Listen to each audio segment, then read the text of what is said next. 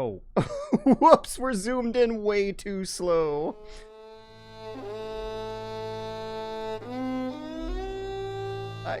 Oops. Reset, transform, slide it further into place like I was originally planning to, and then underneath the extra big webcam this time because we're doing a reading stream. Hello! Hello and welcome to another exciting episode of the Super Bunny Hop Poverty Sad stream. The content and mood of this Poverty Sad stream might be a little more sad than usual, but I am weirdly feeling less sad than usual. Poverty is still very scary, but I'm in the final stages of the first video essay I've been looking at putting out in a while. It's been a long time since I felt that feeling. Additionally, I have the next one in planning phases starting as of today, so that is also very exciting. It's been very stressful, but I have a good workflow figured out. For this stream, I think I may have finally hit a certain moment of diminishing returns with the Metal Gear Solid 3 gameplay. Has changed. And am gonna change things up a bit. But it's no longer about nations, ideologies, or ethnicity. So sorry, Kojima, but it has turned out to still be that. Proxy battles fought by mercenaries and machines. Except Kojima was totally right, because it also was that too. And its consumption of life has become a well-oiled machine. This game's supposed to take place in 2014. Kojima War has changed. Once again seems about 10 years ahead of the curve. ID tag gear. And David Hayter's voice acting for this one is especially gravel. Inside their bodies enhance and regulate their abilities. Now, we're not actually playing this game. We're reading the novel. Reason I'm letting this cutscene play because the prologue of the book and kept under control is actually going to begin on the next scene after this cutscene. War has changed. We're still in the age of pointless proxy wars, sure, but it also is still very much about ideology and identity and ethnicity, but also about fueling the well-oiled financial transactions of a war economy at the same time. I guess the one thing that's wrong here is that you very much can have both, and that both have been around since forever, which doesn't mean that what we're seeing is a fundamental change from a couple thousand years ago, even.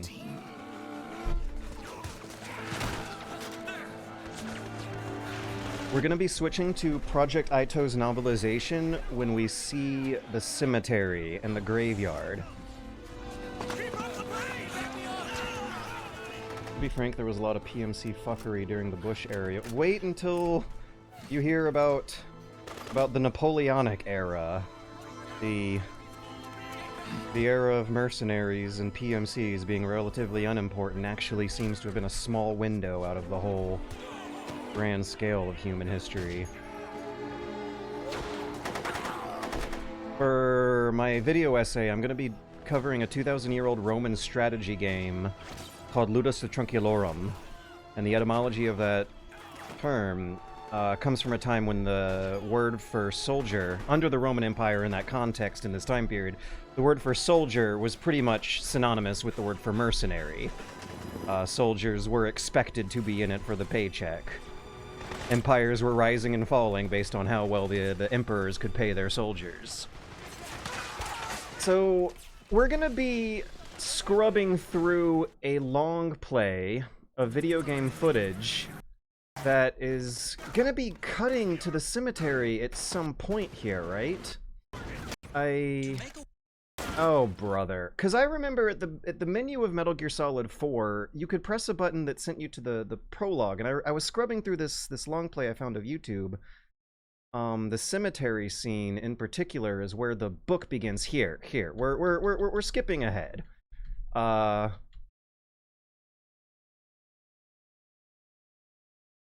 Because the differences between game and novel are a little bit either asynchronous or it's a matter of whether or not you hit the prologue at the beginning of the start of a new game.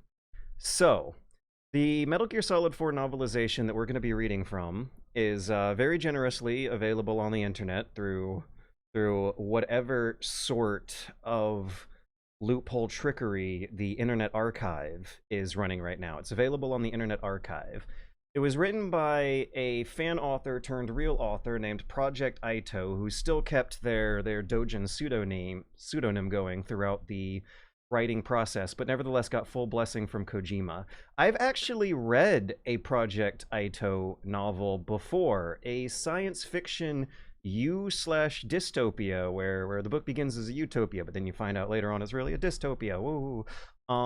Called Harmony, about people going crazy from having universal health care, and as an American with a chronic healthcare issue, I don't exactly know how convinced I was of the dystopia. I had fun reading it. Wasn't the greatest novel I read in my life, but decent sci-fi light reading. However, I've heard that the Metal Gear Solid 4 novelization is actually pretty good and might actually be better than the real game. Might have to shrink this window to be able to see chat at the same time.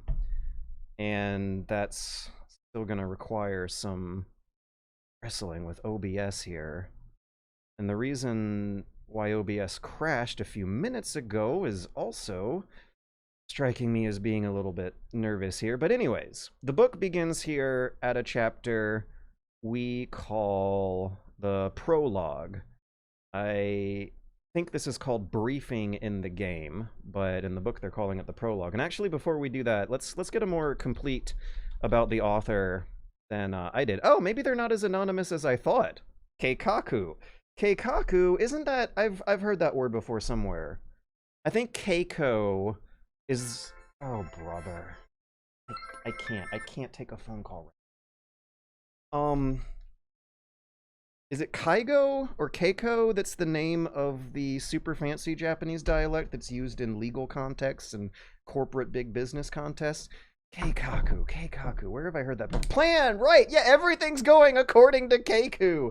Keikaku means plan. Plan Itoh. Oh, so it's still a pseudonym. Born in Tokyo. Yeah, so... Unlike Yoko Taro, it seems they don't have a qualm with photographs, but we don't have a real name. Keikaku Plan Project Itoh was born in Tokyo in 1974. He graduated from Musashino Art University 2007. He debuted with Genocidal Organ, and I think that's the one you really need to read to get into this stuff. I might have read one of the less good Project Itoh novels, but so far as I've heard from fans, the MGS4 novelization is pretty great, and some of the other novels that they did that I might not have read have also been pretty great.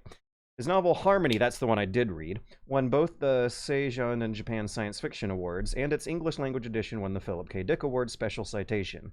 He is also the author of Metal Gear Solid: Guns of the Patriots, a Japanese language novel based on the popular video game series. All three of his novels are available in English from Hikasoru. After a long battle with cancer, he passed away in March 2009. That is unfortunate. That means that this video game novelization is one of the last projects they must have been working on. Damn. That is unfortunate because, yeah, I do remember a lot of fans really kicking the dirt when that happened, because that means that a Metal Gear Solid 5, or V, whatever you want to call it, novelization that presumably might be as good or beloved as this one, that could potentially correct for some of the weirdness of a game whose chronology is maybe being interpreted by fans as a little bit disappointing, might not be rectified to some extent through a good novelization like might would have happened here. I have not read this all the way through. I have read excerpts. The only excerpts I've read have been the ones relevant to a fun mystery that this novelization does solve. I also want to get a YouTube playlist going of the Metal Gear Solid 4 soundtrack. Not that one. This one's fine. Let's put this one on loop for the prologue. Yeah, there was a lot of sadness in the community when Itoh passed away because of a lot of appreciation for the Metal Gear Solid 4 novelization, maybe explaining things better than the actual game does, and also that there is less of a possibility that a Metal Gear Solid 5 localization might pick up the slack during the post-game launch window of that one. Thanks for using the idea I thought up. Thanks for providing a great idea, Token Flip Guy. This is what I needed. I don't know if I have... I'm mentally exhausted right now, and I don't know if I have it up to learn an entire new game system from scratch, and I also don't know if I have the fortitude to play something I've played a gillion times before and have genuine amount of fun either. This is great. I'm gonna have a genuine amount of fun doing something that does not feel like something I've done before. Novelization, no localization. Anywho, let's get the side-by-side comparison going, see how different it is from the game.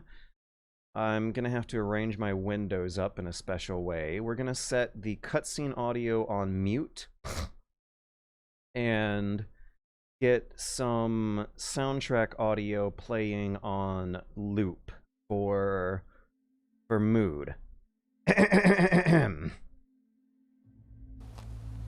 Let me tell you a story about a grave. The lone man was placing a bouquet beside a gravestone. No name was inscribed upon the stone, only the words, "In memory of a patriot who saved the world." This was, after all, a cemetery for the unknown, for those whose names could not be determined, for those whose identities were not permitted to be recorded. White flowers carpeted the cemetery grounds. Their name, the Star of Bethlehem, evoked a light of the kingdom of God, also a moniker shared with the trinket placed atop Christmas trees.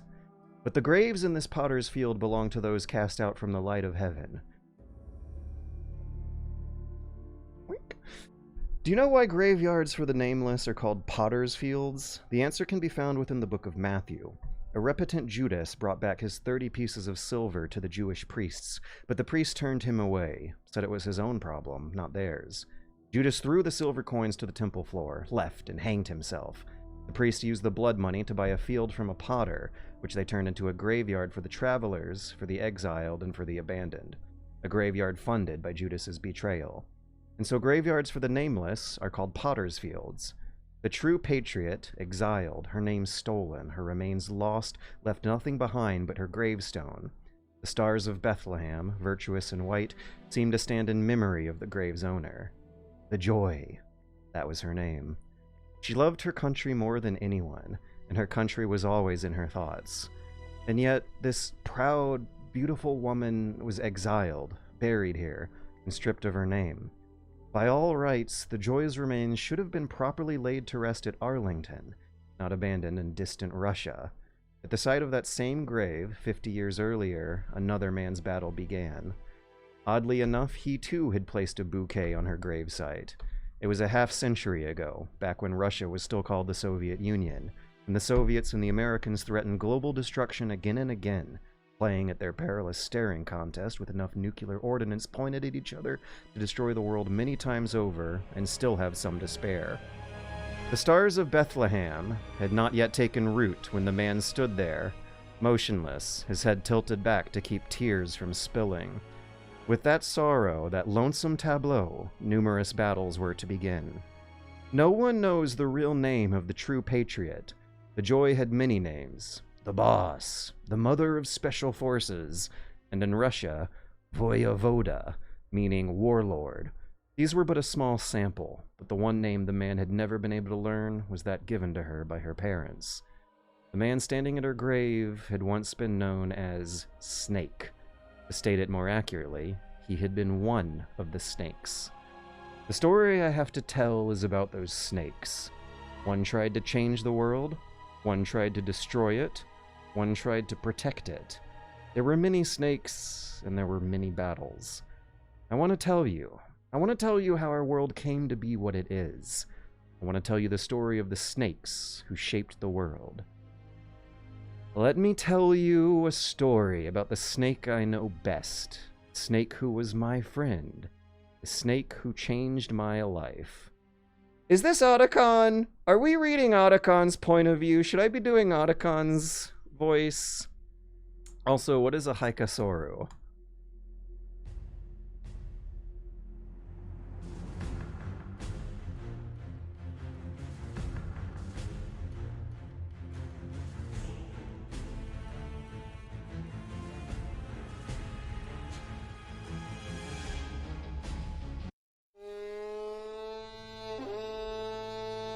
Seated on the back of a crowded military truck, his AK-47 propped up beside him, he was smoking. Well, I wasn't there to witness it, not yet, but that man was never without his smokes. If any of the other soldiers packed onto the flatbed minded the smoke, they didn't show it.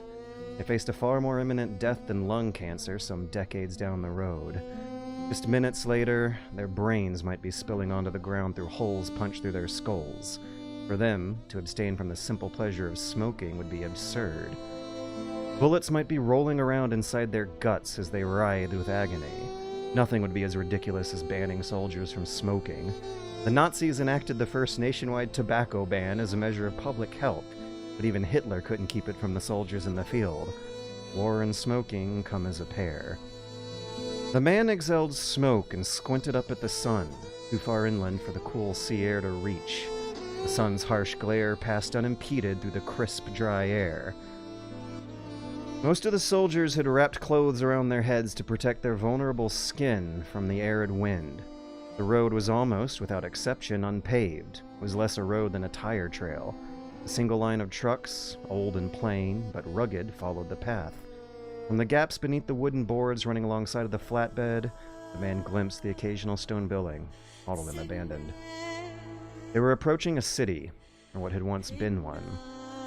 Its inhabitants had long since left. For how long could a family go about their daily routine with bullets flying everywhere? A few men, known as operators, were mixed in with the soldiers jostling about on the backs of the trucks. Most of the soldiers were local militiamen of various experience and training. The operators were sent by PMCs, or private military companies, to organize the rabble into a disciplined fighting unit. My friend was there in the guise of one such operator. He registered with the local PMC and came to the battlefield as a mercenary. PMCs were the enterprise of turning war into a living, the enterprise of providing the means to make war. PMCs offered the tools of waging war to any who sought them. They turned people who had never fired a single bullet in their lives into capable soldiers. They worked with arms merchants to provide the necessary material, training, equipment, command, transport, supply, medicine. All aspects of war were organized under the domain of business.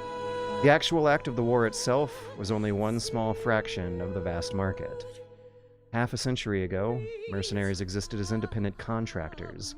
Even the largest groups of them were small squads, and they worked for whichever army would pay them. They didn't fight for the sake of any ideology, or for any nation's cause, or for a religious belief. They fought for the money and nothing else. Without any reason to band together out of loyalty, there was no means for them to organize. With the end of the Cold War, these outlaws began to form larger groups.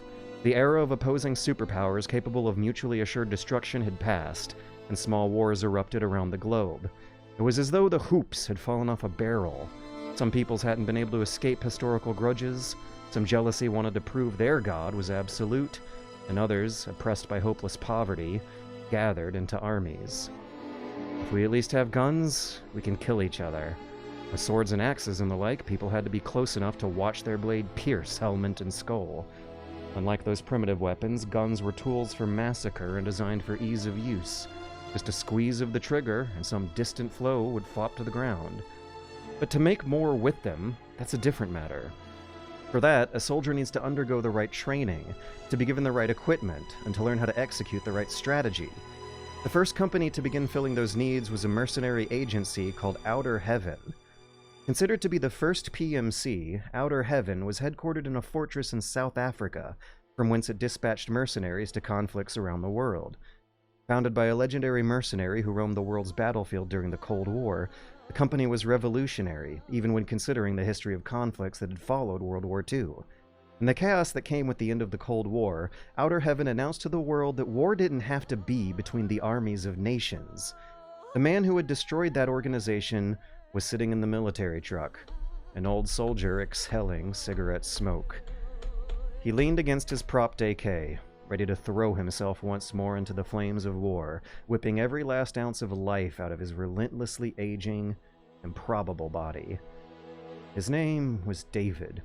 He was the son of Big Boss, the legendary mercenary and founder of Outer Heaven. David was also a legend. In the secret histories of war, he was known as Solid Snake. Their enemies already knew they were coming. Snake looked up and saw a canard rotor VTOL scouting craft, part helicopter, part jet plane, flying across the yellow sand and over the convoy. Governmental army would no doubt be waiting in the abandoned city ahead, taking up tactically advantageous positions based on the aircraft's reconnaissance. The moment the trucks crossed into the ruins, the battle began. The vehicles stopped, and waves of militiamen leapt out from their flatbeds. If even half of them had been really prepared for the fight, things might have gone better. Worse still, the PM tree hoops hired by the governmental army had indeed known of the militia's coming, and set up snipers' nests and buildings at safe distance away. All in the name of averting catastrophe from weapons of mass destruction. And he has Militia forces, armed only with AKs more suitable for relatively close-range combat, fell one by one, their heads shattered by the onslaught from two-man cells of snipers and spotters. But there came a point when a soldier had to thrust his instincts and leap into the fray. One way or another, he'd have to throw his body into the maelstrom of bullets. But if he ventured into the chaos alongside everyone else, then maybe the probability of the enemy targeting him in particular would be lower. Snake waited for his instinct to determine that right moment, then leapt without further hesitation. He spurred his old tired body and leapt to the ground. Directly in front of him, a soldier whipped back, red ooze out the back of the man's head, and a soft lump of fragmented brain tissue stuck onto Snake's clothing. Not that the seasoned warrior was phased. The instant Snake touched the ground, he was already moving, headed straight for the nearest cover. The area around the trucks was already piling with corpses. The PMC snipers on the government side expertly dispatched most of their targets with single shots to the head. Those targets, unfortunate enough to have the bullets miss their heads or hearts, instead hit their lungs or stomachs, lay on the ground, twisting in agony. There was no luxury of a battlefield medic here. Maybe the PMC unit was well aware of that reality. In previous wars, inflicting non-fatal injuries, legs, arms, that was the more effective tactic. The downed soldiers' comrades would have had to drown them to safety, tying up 2 or more combatants with 1 shot. But the militia had no system to save the fallen and no techniques to administer aid. Moreover, they hadn't any medical supplies to lose. Any casualty would be left behind. There simply wasn't any other choice. Without any benefit, simply injuring the militiamen, the PMC was better off shooting to kill. Snake wound through the scattered bodies and dove into the shadow of a partially destroyed house. Truck after truck passed through the scattered bodies, and the city gate, spewing forth militiamen. Some soldiers, seeing the hellish battlefield, froze with terror. Others, who had taken the initiative and jumped from the flatbed, heads first, had their heads blown off before their feet hit the sand. Soldiers' fear was understandable. This wasn't a battle, but a massacre. Snake tested the action of his AK by firing 3 single shots. On the third, his trigger locked. The ejection port was jammed by a chunk of broken metal, bad ammo. The casing had swollen inside the chamber. Snake clucked his tongue in frustration and tossed down the useless weapon. The rifle clattered out from the shadows, where it was immediately hit by one of the sniper's shots. The impact of the shot kicked the jam gun even farther out of reach. Snake made a wry smile, appreciating the shooter's skillful aim, despite the realization that the sniper had him cornered. Just then, a low, angry, bestial bellow rumbled through the sky. A cry some cross between that of a cow and a pig. The militia fighters looked at one another. The roar seemed a harbinger of a demon's descent to the battlefield. The cry was that of an animal, though doubtfully like any the militiamen ever heard. There, Snake saw them. Off in the distance, large, unnatural shapes leapt through the spaces between the half-destroyed buildings. They hopped like frogs and quickly chased in on the battleground. There was a thunderous crash. Snake turned to look at the source of the noise and saw that a military truck had slammed into the city gate. The overturned vehicle's driver slumped upside down, blood streaming from the bullet hole in his head. The anti-government forces were now cut off from their reinforcements, and in front of them waited only the ruthless PMC snipers and those approaching beast-like creatures. Suddenly, silence fell over the battlefield. All the gunfire ceased like a conversation halted by an awkward silence. "Death approaches," said one of the militiamen. It was an oddly dreamlike moment. Several of the men nervously looked about. Snake stood ready, knowing that the battle was only turning for the worse. A giant object came down from above. It was some kind of leg. What else could it be called? Some poor fighter was crushed beneath it, his body cleaved in two. The creatures had the shape of a bird's, but bulged like two olive-drab sausage tubes stuffed full of meat. Okay. Perched atop the organic legs was a mechanical tank-shaped head. Indeed, the thing seemed to be like a miniature version of the nuclear-equipped bipedal tank, Metal Gear Rex. Snake recognized the shape almost immediately. These things were Metal Gears too. Anti-personnel Metal Gears without nuclear warheads. Unmanned weapons. The lives of soldiers in wealthy countries were worth far more than the lives of impoverished militia. To protect those valuable lives, economically advanced nations, and the PMCs hired by them, had pursued new combat capabilities. Driven by artificial intelligence, these robots were capable of thinking for themselves and made decisions without the need for human input or control. The robot was a superb combatant. It swung its legs, each as wide as a tree trunk, and sent militia fighters flying into the stone houses. As the men slammed against the walls, every bone in their bodies shattered. They were dead in an instant.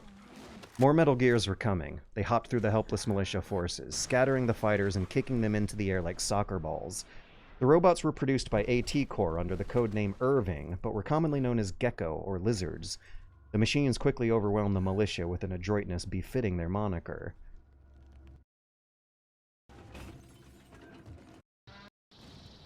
The militia forces dispersed into the ruined cities. Perhaps that was the PMC's goal, to split up their opposition into smaller, weakened units and pick them off one by one.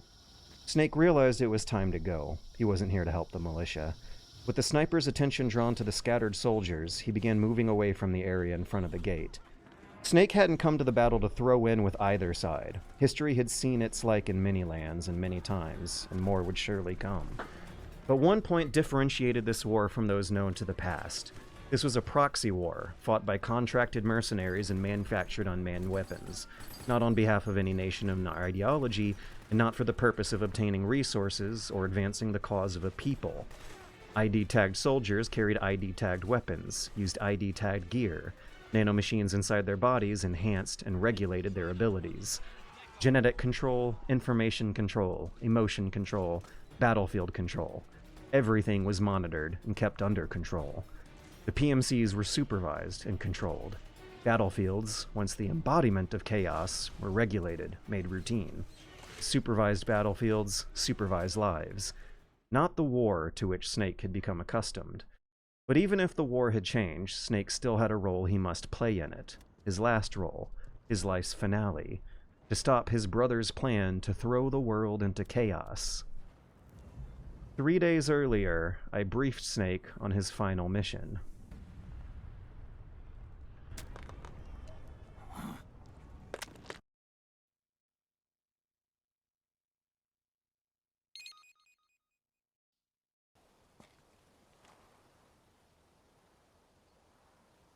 The rotor blades of my helicopter. Okay, this is Otacon. I've been doing way too gravelly of a voice this whole time. The rotor blades of my helicopter hung over the cemetery, the downward spurring of the carpet flowers into a mad dance. I climbed down from the helicopter and landed in the white field of the virtuous stars of Bethlehem and walked towards Snake, who stood fixed before one of the graves. The graves belonged to warriors never spoken about, those convicted of war crimes, those whose records for some reason had to be stricken. Among them, some were regarded as heroes by only more than a few soldiers. Snake's back was to me, and he didn't speak loudly, but his low, powerful rumble carried clearly over the rotor's noise. Snake. Otacon, even the dead have ears. Snake, we've got to go. He turned to give me a dubious look. I responded, "You've got an old friend waiting for you in the helicopter." He followed me through the rows of tombstones, and then he said, "The test results?" My reply caught in my mouth. Of course I'd known he'd ask. I thought and thought about how to tell him, but still I had no idea what I should say. I started with the scientific facts. I tried to present them as objectively as possible. Her Tomy analysis was positive, but the mRNA analysis turned up negative. The wrinkled skin, the hardened arteries, your early aging systems look like classic Werner syndrome, but none of the tests were able to pinpoint the cause. Oh? Snake wanted to cut to the heart of the matter, the painful end that awaited his body. He wasn't afraid. He'd seen that body dying, and he'd accepted it. He'd accepted that he wasn't human, that he wasn't born from nature. From the very beginning, he'd seemingly accepted the fate that awaited his cloned body. I was the one who couldn't accept it. Well, judging by how rapidly the aging process had progressed, I'd say... My words trailed off. Snake was waiting for me to continue, and I had to tell him. I had to give him the truth. He was ready to hear it. He'd been long ready. But my throat was frozen with sorrow and fear. I opened my mouth, but no voice came. Instead, I felt tears well up. "A year at best." My reply felt hollow. "Yeah." Snake paused to gaze at the bed of blooming flowers and the white petals kicked up into the air by the helicopter's wind. He watched them as if life were floating away. There was such sadness in his eyes. I found myself saying, "Snake, let's try another doctor." "Some ordinary doctor won't make any difference. I'm not an ordinary man to begin with, not to mention fox dye." "You're right." Fox dye, a virus programmed to selectively kill specific people, had been injected into Snake's body as part of a plan 9 years prior to annihilate the terrorist group Foxhound. It still lived on inside him. I've added, "But we don't know where Naomi is. Even if we found her, would she still be able to do anything?" It was then I realized that I was clinging to a narrow hope. No one in the world would better understand Snake's cloned body than Dr. Naomi Hunter. She had participated in the mission at Shadow Moses Island and helped create the Fox dye virus. But would she be able to stop his relentless aging? I couldn't make myself think so. To a stranger, he'd likely seem to be in his 70s. In actuality, he was in his 40s. An ordinary man experiencing such rapidly aging would be inconceivable. This was clearly a genetic disease stemming from his manipulated genome. But old age was old age. No matter how extraordinary the circumstances of this one case, aging remained a mechanism within all life, a mechanism that mankind had not yet devised a method to halt. No one could escape death from old age. Neither I nor Snake could believe that Naomi would have any power to prevent it. Snake turned at the sound of a familiar voice calling his name. An elderly man was seated in the back of the helicopter, leaning on a cane for support. "Colonel!" Snake said, and I was relieved to hear a little brightness, no matter how brief, return to Snake's voice. Snake and I climbed in the helicopter, and he shook Colonel Ray Hamble's hand. "I'm not a colonel anymore, Snake." Campbell had long since retired from the military, but to Snake he was both a superior officer and a friend, and he would always be Colonel. Snake noticed Campbell's suit and grinned. This was the first time he'd encountered the man in anything but a uniform. "I'd figured the only place I'd ever see you dressed like that would be at your daughter's wedding." Campbell's face briefly darkened.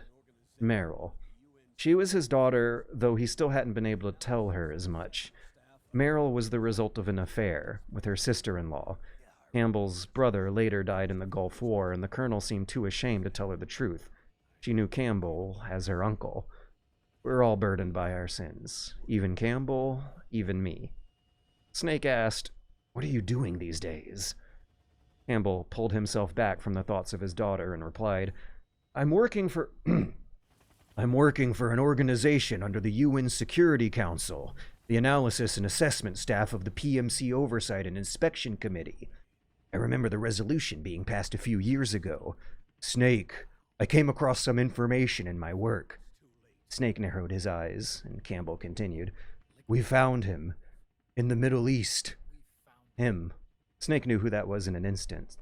"We've got to stop him," the colonel said. "Now, before it's too late."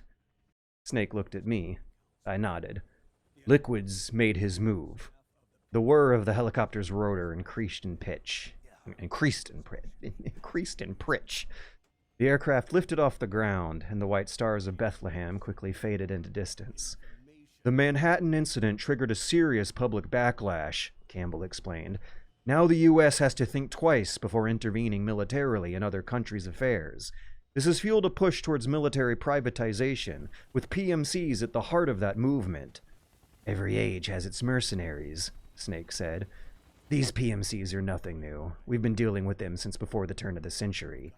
No, Snake. They're nothing like the mercenaries of the past. The Department of Defense's new battlefield control system has produced a decisive difference between the hired guns of the past and the PMCs of today. I added, the system was developed by Armstech Security. Glimmer of recognition came to Snake's eyes. Armstech? You mean AT Corps? And Campbell nodded. In recent years, AT Corps has shifted focus from weapon development to security tools, and since the establishment of AT Security, business has been booming. The system makes it possible to integrate not only micro-level information on individual soldiers and units, but also macro-level information about field conditions and order of battle. Snake sighed. In an effort to recreate the prosperity of the atomic age in the post-Cold War world, Armstech and DARPA had worked together on the Metal Gear Rex project. After the Shadow Moses incident and the death of Armstech's president as a result of Foxdie, the company fell on hard times, but now it had undergone an unorthodox restructuring. If that president could now see the fruits of his labors, I'd wonder if he'd laugh. So, Snake said, they finally managed total, real-time battlefield control. Campbell nodded again. There's more. State governments and rebel groups can't match the maintenance price of standing forces. PMCs, by comparison, are reliable, easy to use. It wasn't long before everyone had them on their payroll. As a result, regular armies began to decline worldwide. Thought back to that graveyard of fallen warriors. The legendary mercenary Big Boss and the true patriot, The Boss, and all the other soldiers buried there had fought for nations. War has changed. Now there was no place for heroes or legends. They had been replaced with pure profit and efficiency. It's hard to believe, I know, Campbell said, but PMCs are beginning to overtake conventional armies in terms of scale. Nowadays, it's the PMCs that serve as standard battalions. They've already made up 60% of all combat forces in conflict zones. Snake was taken aback. 60%? The fact is, the world now depends largely on PMCs for waging its wars. I thought it was the UN that authorized the PMCs in the first place. The U.S. abstained from voting on that resolution. In effect, Washington was endorsing PMCs without ever revealing its true intentions. Campbell drew in a deep breath. Until they got wind of the uprising, that is. I pulled a report out of my briefcase and handed it to Snake. The documents outlined the 5 major PMCs. Piever Armament, Raven Sword, Werewolf, Otseliotava, Katava, and Praying Mantis. There are hundreds of PMCs in business worldwide, I explained, and their numbers are growing. Currently, 5 of them are big enough to be labeled global powers, 2 in the US and 1 each in the UK, France, and Russia. Campbell nodded. Reconnaissance has revealed that those 5 PMCs are run by dummy corporations that act as fronts for a single mother company. Its name? Outer Heaven. Snake's eyes popped open. You mean Outer Heaven, the place where soldiers could always find sanctuary. Big Boss had founded the mercenary agency, and Liquid Snake, his son, and Liquid's brother, Solid Snake, had attempted to reestablish...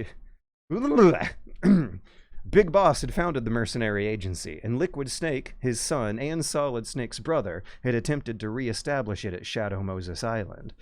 That's right, Campbell said. It's Liquid. He's taken command of this immense army and is now preparing to unleash an insurrection. I watched him die! That was at Shadow Moses. Liquid was killed by Naomi's modified strain of Foxdie. His will lives on, the colonel explained, in the body of the man once known as Ocelot.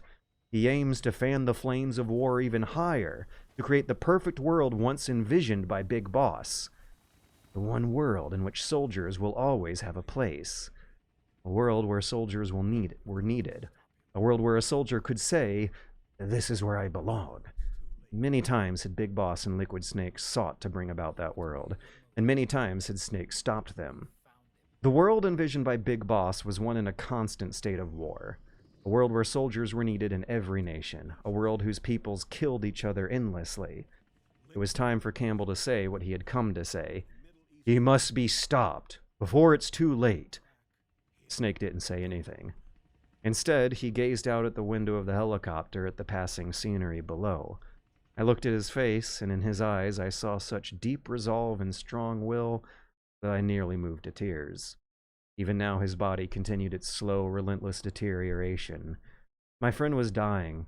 His hypertrophic heart, enlarged like a piece of old, stretched-out rubber, hadn't the strength to send blood circulating through his body. His lungs, stiffened by pulmonary fibrosis, could no longer absorb enough oxygen. But even with his body tortured by those and countless other afflictions, Snake continued to fight to set right his curse, one not of his own choice, but rather placed upon him before he had been granted life in this world. The helicopter tilted forward, and through the windows I saw Nomad, a large military transport plane with a capacity that put the U.S. Air Force's Globemaster to shame, parked on an airport runway below. Its cargo bay could no longer hold our helicopter with room to spare. We landed on the tarmac, climbed out of the chopper, and ran to the Nomad. As we closed the distance, Campbell said, "Do you understand, Snake? Any means necessary. Just stop Liquid's insurrection, even if it means..."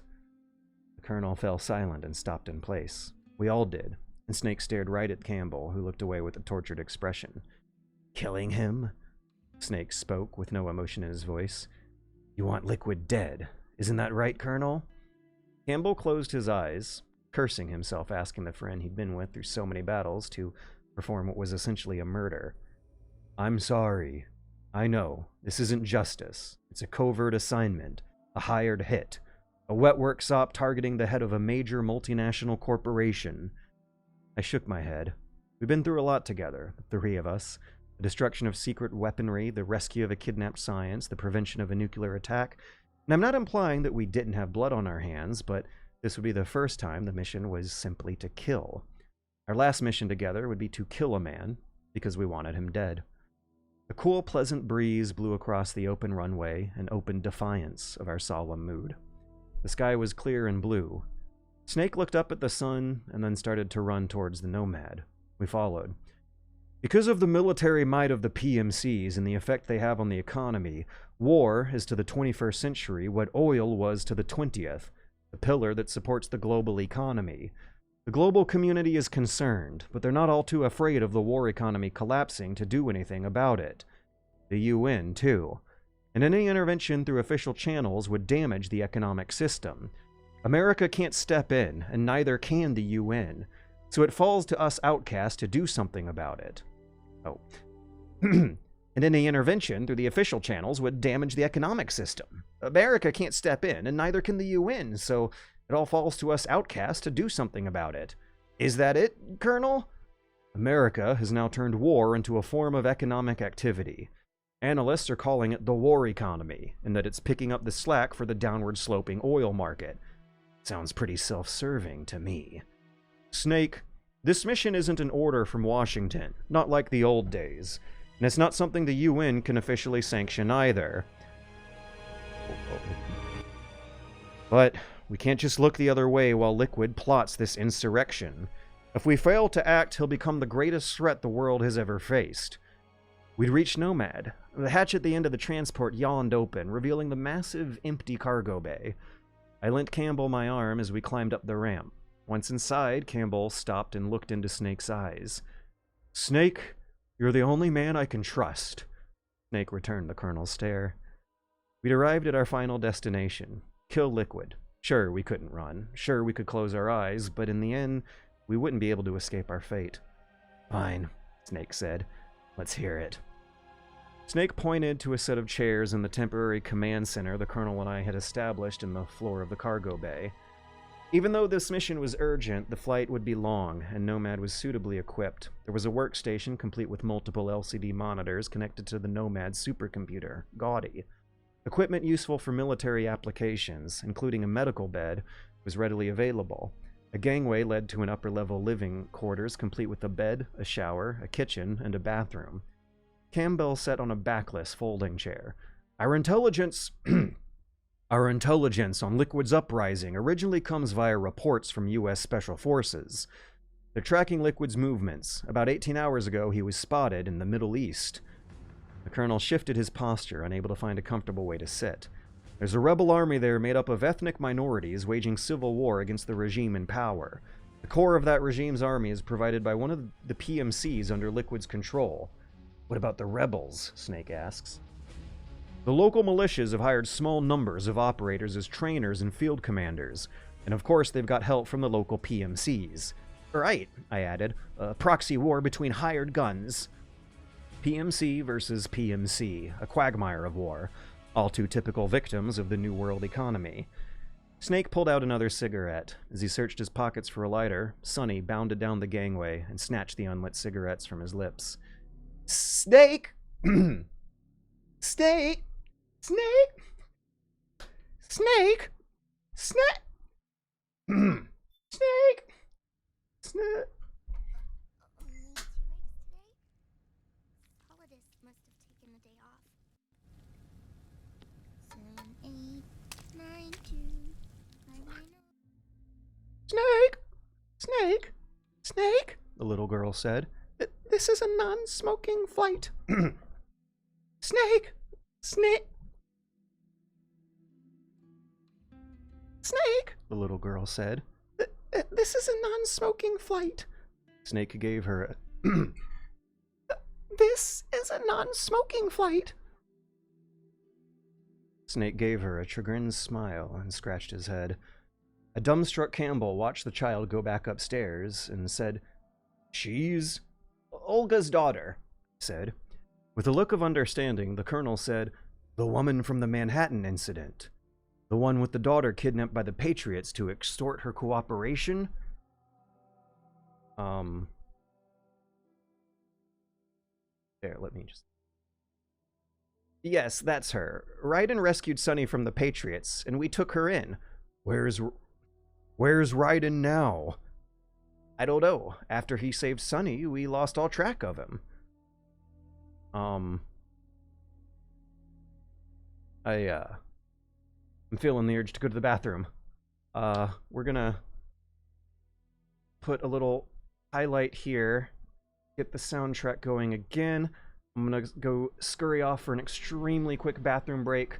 Oh my god, Super Pappy Gamer, hi, good to see you alive too. Welcome to the Super Bunny Hop Super Sad Poverty streams, where my burnout is getting channeled into new ways to consume old favorites. I'll be right back from peeing. So far, I am actually enjoying the novelization a lot more. Woo!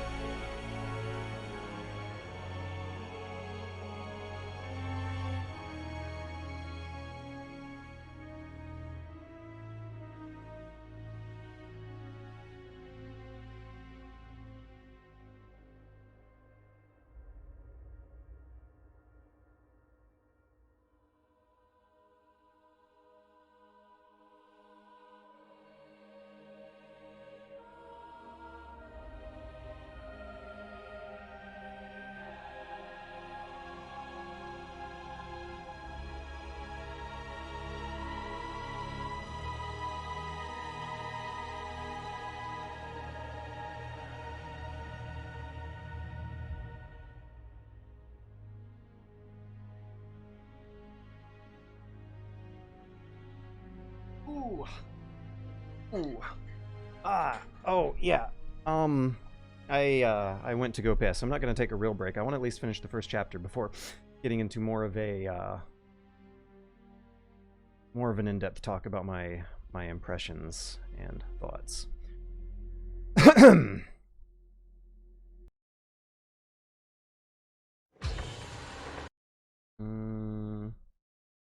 I wanted to... No, I don't need to bring the briefing cutscene up. I don't think the long play video that I found includes the prologue briefing that the author is going through now. But anyways, doing that talk is gonna break it. Where'd the music go? Gotta get the music back.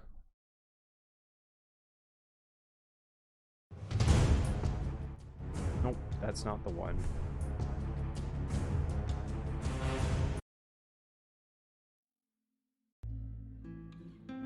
You know what, we'll go with this one for a while.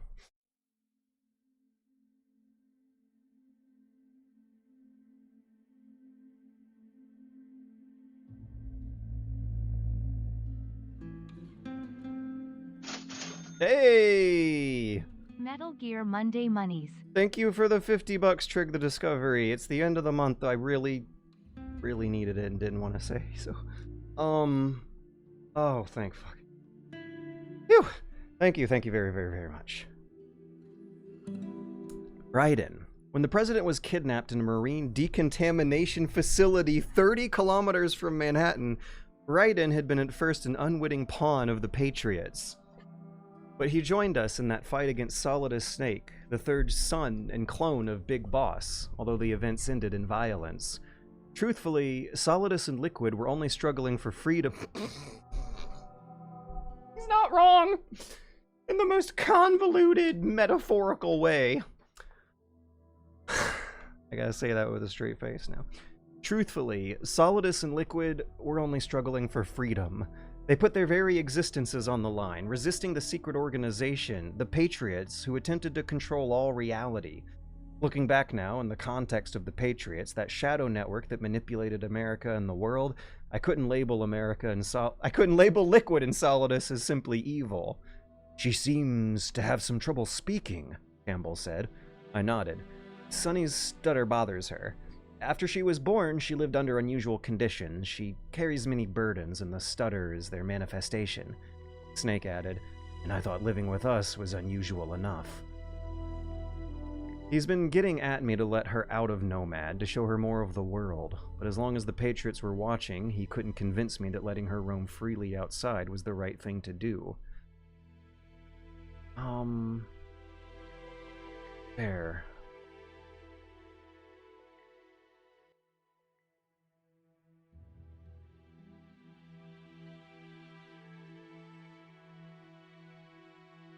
She's a child prodigy, I added. She's different from other children. It's just how she is.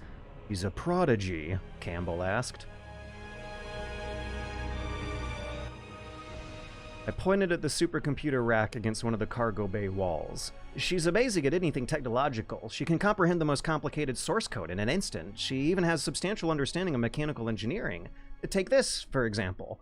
I stood and retrieved a robot from the rear of the cargo bay. The machine had an LCD screen, 2 legs, and a body just small enough to fit my arms around. Allow me to introduce Metal Gear Mark II. It's a Metal Gear just like Rex, but this gear's not a weapon. It's a remote mobile terminal designed to provide Snake with operational support. But what does that have to do with Sunny? The Colonel asked. She designed it with me. She had her hand in much of the code, from the auto-balance system to the image recognition modules. I lowered the Mark II to the floor and turned it on from my terminal.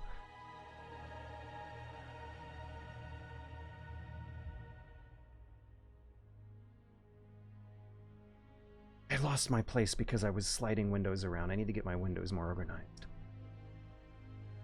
I lowered the Mark II to the floor and turned it on from my terminal. The robot booted up and deftly coasted across the cargo bay, rolling on 2 wheels on the end of its feet. But she can't be older than 7 or 8. That is impressive. She's a product of the next generation. I'm already obsolete. Obsolete or not, Snake said. There's still much you have to do. We can't pass on our... Woo! Obsolete or not. And the music is making this one funny. Obsolete or not, Snake said, there's still so much you have to do. We can't pass on our sins to Sonny's generation. I know, I said. That's what we've been fighting for all this time. Campbell nodded in agreement, then leaned forward, ready to return to the matter at hand. Snake, you'll be sneaking into the conflict zone via transport truck, disguised as one of the Rebel Army's hired operators. Your first objective is to make contact with our informants, Rat Patrol 01, shorthand Rat PT 01. They'll be expecting you. Rat Patrol, huh? That sounds sneaky. Okay, once again, I hate to break immersion and add a comment in here, but I keep hearing, what is the term, like, rat an actual military euphemism for, like, a lone soldier who's being sneaky and stealthy, or a low density squad of soldiers who are placed very far apart from each other being sneaky together? Because in online first-person tactical games and like Hunt Showdown, my playstyle, everyone would call me a rat. I was a rat all the time in those games. If you play like you're in a stealth game, the other players call you a rat. Furthermore, there's a man in my family who is a veteran of being a career soldier who used the term rat at one point to describe his role in the army. The actual term, he said, was land rat. I was asking him which branch he served in, and that's what he said before the word army. Is this like a thing? In Metal Gear, they're called Rat Patrol. In my conversation with an actual veteran, I heard the word rat, an army veteran whose job would have been walking around on the ground, not dying, not getting killed. And then in the games, they call you a rat if you're being sneaky and not exposing yourself from cover. Rat Patrol was a TV show in the 60s. That might be all it is.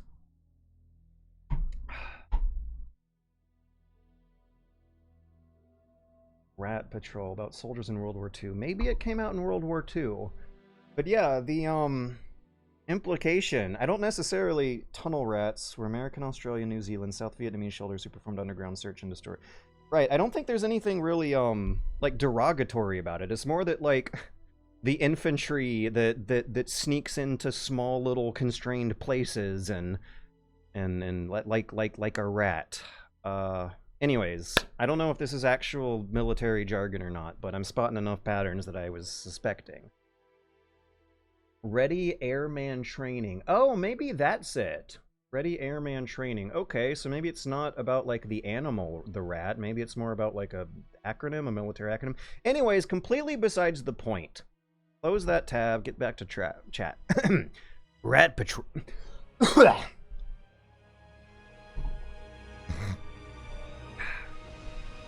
Rat Patrol, huh? They sound sneaky. They're a special forces team assigned to the Army's PMC Investigation Unit, CID. The Criminal Investigation Command, formerly the Criminal Investigation Division and still referred to as CID for continuity, was a law enforcement agency within the Army, basically the Army's police. They investigated all crimes within the Army's jurisdiction, from crimes on the battlefield and occupied territory, such as mass murder of civilians or cruelty to prisoners, all the way down to simple misdemeanors on base. Snake chuckled. So they're the rats of the Army, huh? Whether you deemed them necessary or not, those who sniffed around among your comrades weren't going to be popular. Oh, so in this context they're called rats because they're ratting out the misbehavior of other soldiers. Okay. So there's a few different reasons why this term rat might be coming up in these contexts, and I don't know the one, but I keep seeing it as a pattern. It could actually really just be coincidence.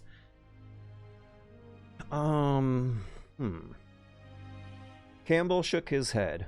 No, I can vouch for them personally. Friends of yours? You could say that. Snake looked at Campbell with narrowed eyes, but the colonel ignored the look and went on. Transportation to the area will be provided under cover of a UN humanitarian aid mission with support from the U.S. military. From there on, though, you'll get no protection and no guarantees from anyone. He paused for emphasis. And you must not leave behind any evidence of your involvement in that area, let alone that of the UN. If word of this ever leaked out, it would spark a global firestorm. Huh, the same as always, Snake said. Same as in Zanzibar Land and Shadow Moses. It's like in Mission Impossible. If you're caught or killed, we'll disavow any knowledge of your actions. Will you do this for me? Will you terminate Liquid? And now Campbell looked at me. I nodded. We had to finish this. Before Campbell, Snake's life went up in smoke. Thank you, Campbell said, his words filling every corner of the cargo bay. The words carried appreciation not only for the flight we now faced, but for all of Snake's battles and the painful weight which they burdened him. That is the man whose story I tell. His code name was Solid Snake, but as well known as the moniker is now, it's hardly a code. Say the name Snake to anyone, and they'll say something like, "Oh, the legend! The hero of Shadow Moses! The mighty champion who crushed outer heaven and brought down Zanzibar Land! The man who made the impossible possible! The man who destroyed the devil's weapon, Metal Gear, again and again! The legend!" And Snake grew tired of being called that. Truth be told, back when I first met him, I hadn't heard anything about him. I was just a science geek, and all I cared about was using the funds of a gigantic military corporation to build a robot like the ones I'd seen in Japanese anime. Anime and technology, that was all that defined me. I devoted myself to my work, giving birth to a two-legged walking robot weapon, clueless in my childish naivete to its actual purpose. Yes, I created Metal Gear Rex. Okay, I'm sorry. I was, like, into it. Really into it. The description of the war economy and the forever war going on was, like, especially scary and sad now. The futurism predictions of MGS4 are starting to come together in a presciently terrifying way, right? But, we're gonna take a break here to be one of Otacon's anime nerds. Okay. Yes, I created Metal Gear Rex. Wow! The American government requested, or should I say ordered, Snake to a remote island off the coast of Alaska to destroy Rex. The Next Generation Special Forces unit Foxhound rebelled against the United States and took control of the Metal Gear, and with it, they could launch a nuclear strike anywhere in the world. Shadow Moses Island was located in the Fox Archipelago, and there, in the deadly cold winds of the Bering Strait, training exercises with the Metal Gear were already underway. Foxhound, which had been ordered on protective duty during the training exercises, seized the island and its stockpile of nuclear weapons. Using threat of nuclear attack, they made the demands of Washington, and at the end of the Cold War, the island became home to an enormous stockpile of nuclear weapons no longer needed elsewhere. The trouble with nuclear warheads, ICBMs and the like, is the expansive amount of money required to deploy them, and without a Cold War, there wasn't a need for that expense. Both Russia, whose government collapsed due to her failed economy, and her counterpart, America, were eager to restrain their spiraling military expenditures. But not everyone saw it that way. Some bureaucrats thought that order had been kept in the world because of the nuclear threat that could wipe out hundreds of thousands in an instant. Others saw the profitable industry fueled by the ceaseless development of new tanks and weaponry by the Soviets and the Americans as each stared down the threat of global annihilation. Among the latter group were DARPA Chief Donald Anderson and ArmsTech President Kenneth Baker. Oh, we're just recapping Metal Gear Solid 1 now. Oh my gosh, no one who bought this book needs this recap. In hopes of restoring the prosperity each had found during the Cold War, they utilized Black Project funds secret from public accountability to start up development of a new Metal Gear. Then again, if I was reading this by myself, not in front of an audience, I doubt I would have felt so, doubt I would have felt the repetition hit me like that.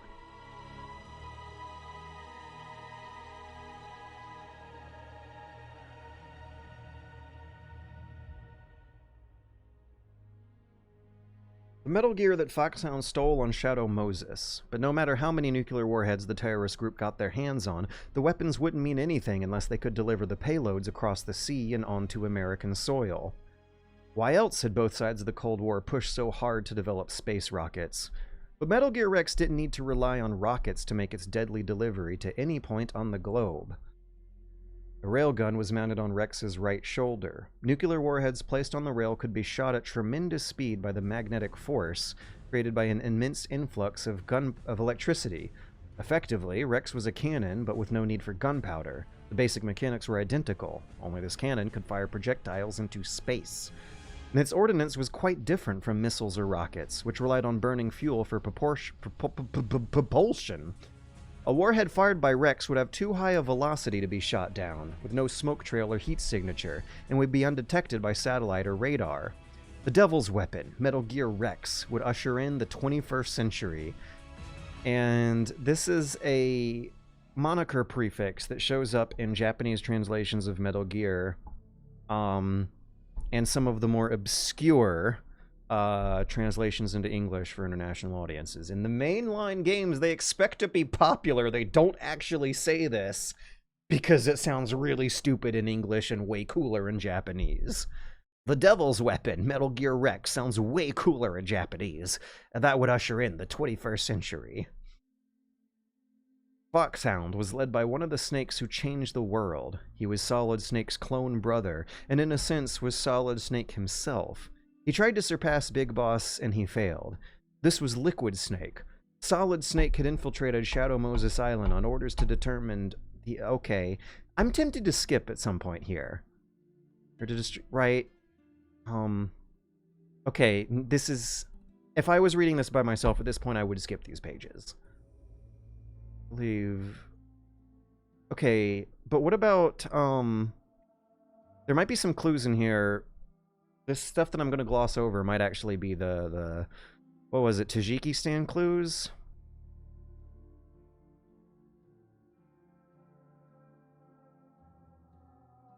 Zanzibar land, a remote former Soviet satellite in the Middle East. Oh, wait. I don't know if Tajikistan counts as the Middle East, where he fought as a mercenary, helping local freedom fighters secure independence from a nation. There he built a second Metal Gear and once again sought to bring chaos to the world. Big Boss believed that from this chaos would emerge a soldier's utopia. Okay, we have skipped the recap of Metal Gear Solid 1 because we've already been through it a gillion times, and we have skipped the recap of Metal Gear 1 because there's, even here, still not really a whole lot to go off of.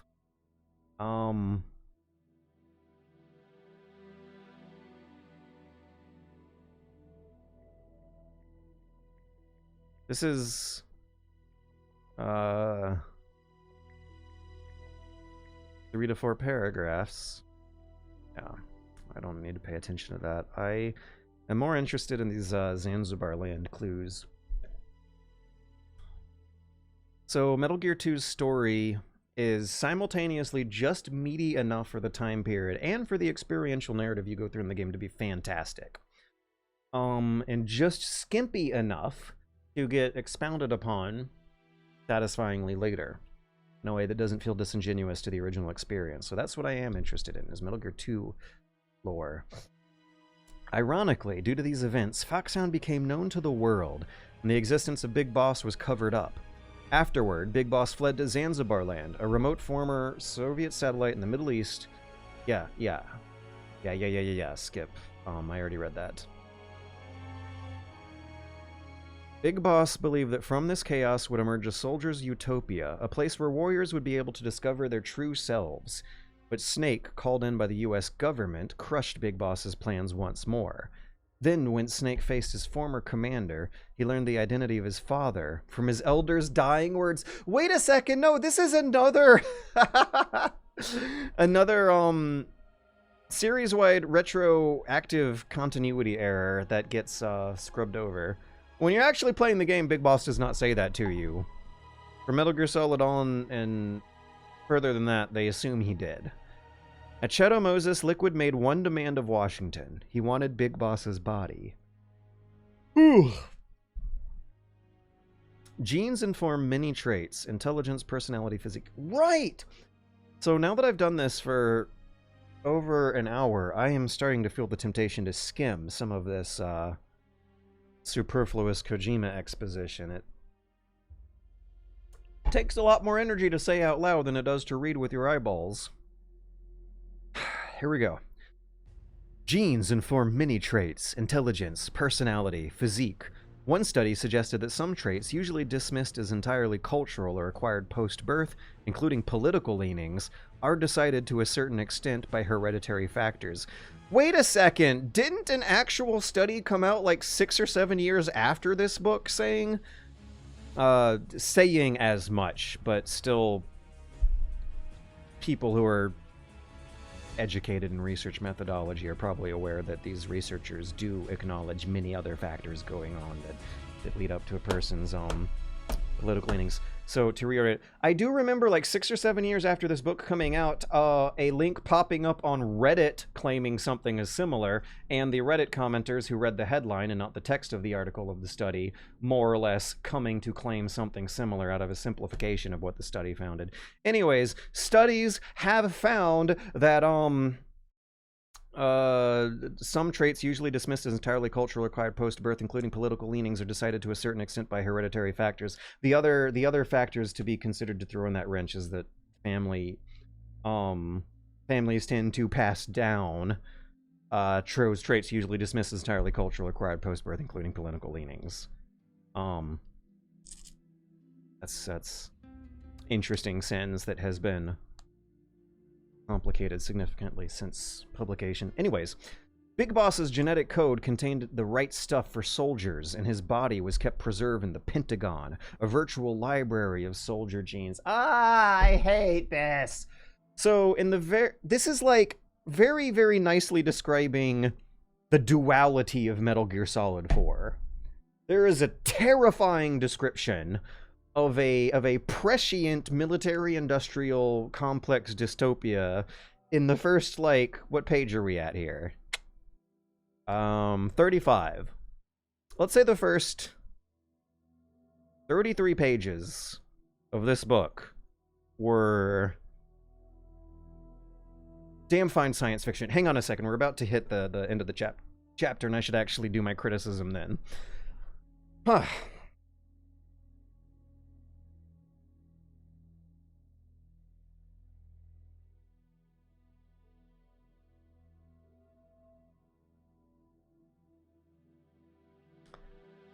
Through a method of gene therapy, Big Boss's genetic traits were given to select Special Forces soldiers. These soldiers would form the next generation Special Forces, also known as the Genome Soldiers. The Genome Soldiers were among Liquid's Foxhound forces at the insurrection on Shadow Moses Island, and I hate this terminology. These soldiers would form the next generation Special Forces, also known as the Genome Soldiers. The Genome Soldiers were among Liquid's Foxdie forces, Shadow Moses Island, Snake. The man who made the impossible possible was forced into duty, but the Pentagon's true goal was to only send in Snake as a vector for a deadly virus, Foxdie. The virus, a biological weapon designed by Dr. Naomi Hunter with the ATGC Corp on behalf of the Pentagon, responded to individuals with specific strings of genetic code, inducing apoptosis in the heart and subsequent cardiac arrest. Snake's orders to rescue DARPA Chief Donald Anderson and the president of Arms Tech Kenneth Baker, and to prevent the launch of the nuclear warheads, were an outright lie. Foxdie killed Baker, and finally took Liquid's life as well. I met Snake during the course of those events. As a scientist, or I guess I could say the chief engineer, I assisted Snake and threw myself into the battle to make the world a slightly less awful place. After the events on Shadow Moses, Snake and I... And then there's some things, a slightly less awful place, that read out of character or like translation frustration. I do have a hard time imagining Otacon saying slightly less awful place. I do have a hard time imagining Otacon assuming right off the bat that the world is awful, and he's making it slightly awful, because he does kind of have his character has a certain naivete to it that we meet him with in the beginning with the anime robots and stuff. I think he'd just say better instead of slightly less awful. There's a certain cynicism going on with that slightly less awful trio of words that I don't think fits his character. Anyways, after the events on Shadow Moses, Snake and I worked to combat the worldwide spread of Metal Gear derivatives. At the marine decontamination facility Big Shell off the coast of Manhattan, we learned of the existence of a shadow network called the Patriots that controlled not only America, but the entire world. After that, we shifted focus from being anti-Metal Gear to being anti-Patriots. Snake and I had been together for a long time now. This is the story of the last battle of Solid Snake. My lifelong friend, the man who met that geeky, robot-obsessed scientist, Hal Emmerich, on Shadow Moses and changed his life forever. Oh, this is also feeling weirdly out of character, and also like Otacon is thinking romantically about Snake in bed while like grinding his thighs together, looking at a poster on the wall or something. Snake grew tired of being called a hero, but I'm gonna call him one anyway. Solid Snake was a real legend. To me, and to many others. I want you to know his story. So the voice of Otacon in the first half of this chapter, it might have been my narration causing this incongruity, but the tone and voice of Otacon's character as the first-person narrator really does seem to take a sharp turn at some point halfway through to something cheesier, less realistic, less scary and gripping. I really was arrested, actually, at the description of the war economy and the militia getting massacred in the beginning. Let me find a fun song while talking through these impressions. I might have time for another chapter, and then a rogue-like-esque run of some normal extreme MGS3 gameplay for the final hour of the stream. But first impressions here for chapter 1 are a little rough. Even though I do want to say that reading through a description of what's going on in the game and lore on a book immediately feel more approachable and accessible than what I noticed when I was skimming through the videos. It's more non-linear in the game. You're kind of going back and forth through a few scenes of nested narrative here. Where did we leave off? Here. Okay, I'm gonna go pee. I'll be right back, but I'm gonna go glance at the chat on my way and reply to some messages when I get back.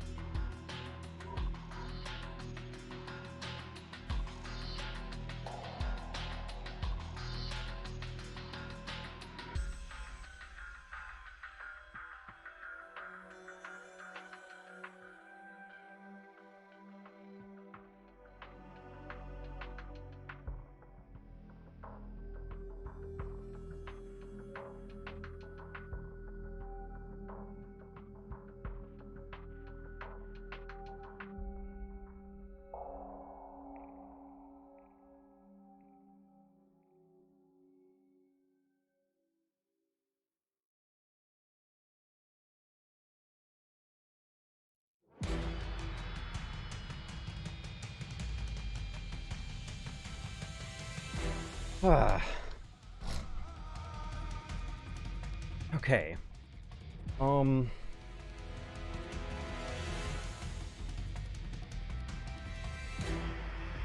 The gay subtext has always been there. The gay subtext has always been there. I don't know if I would call it like homosexual tension. There's some sort of homo-romantic tension. It definitely sounds like Otacon's in love with Solid Snake. Not necessarily so much like they want to bang, but they definitely seem like they want to live together and raise a child together. I'm gonna wait. I'm gonna wait to see if there's any description of like how Snake's butt looks in MGS4. If the butt stuff comes up, I think we will be crossing the line over from like homo-romantic to homo-erotic. As we saw on a previous Metal Gear Monday, they're already talking like a frustrated married couple in the Metal Gear Solid mobile game, the prequel in between MGS 1 and 2. But, okay, can I like put a bookmark here and come back to it? Where's the bookmark button in Foxit Reader? Bookmark!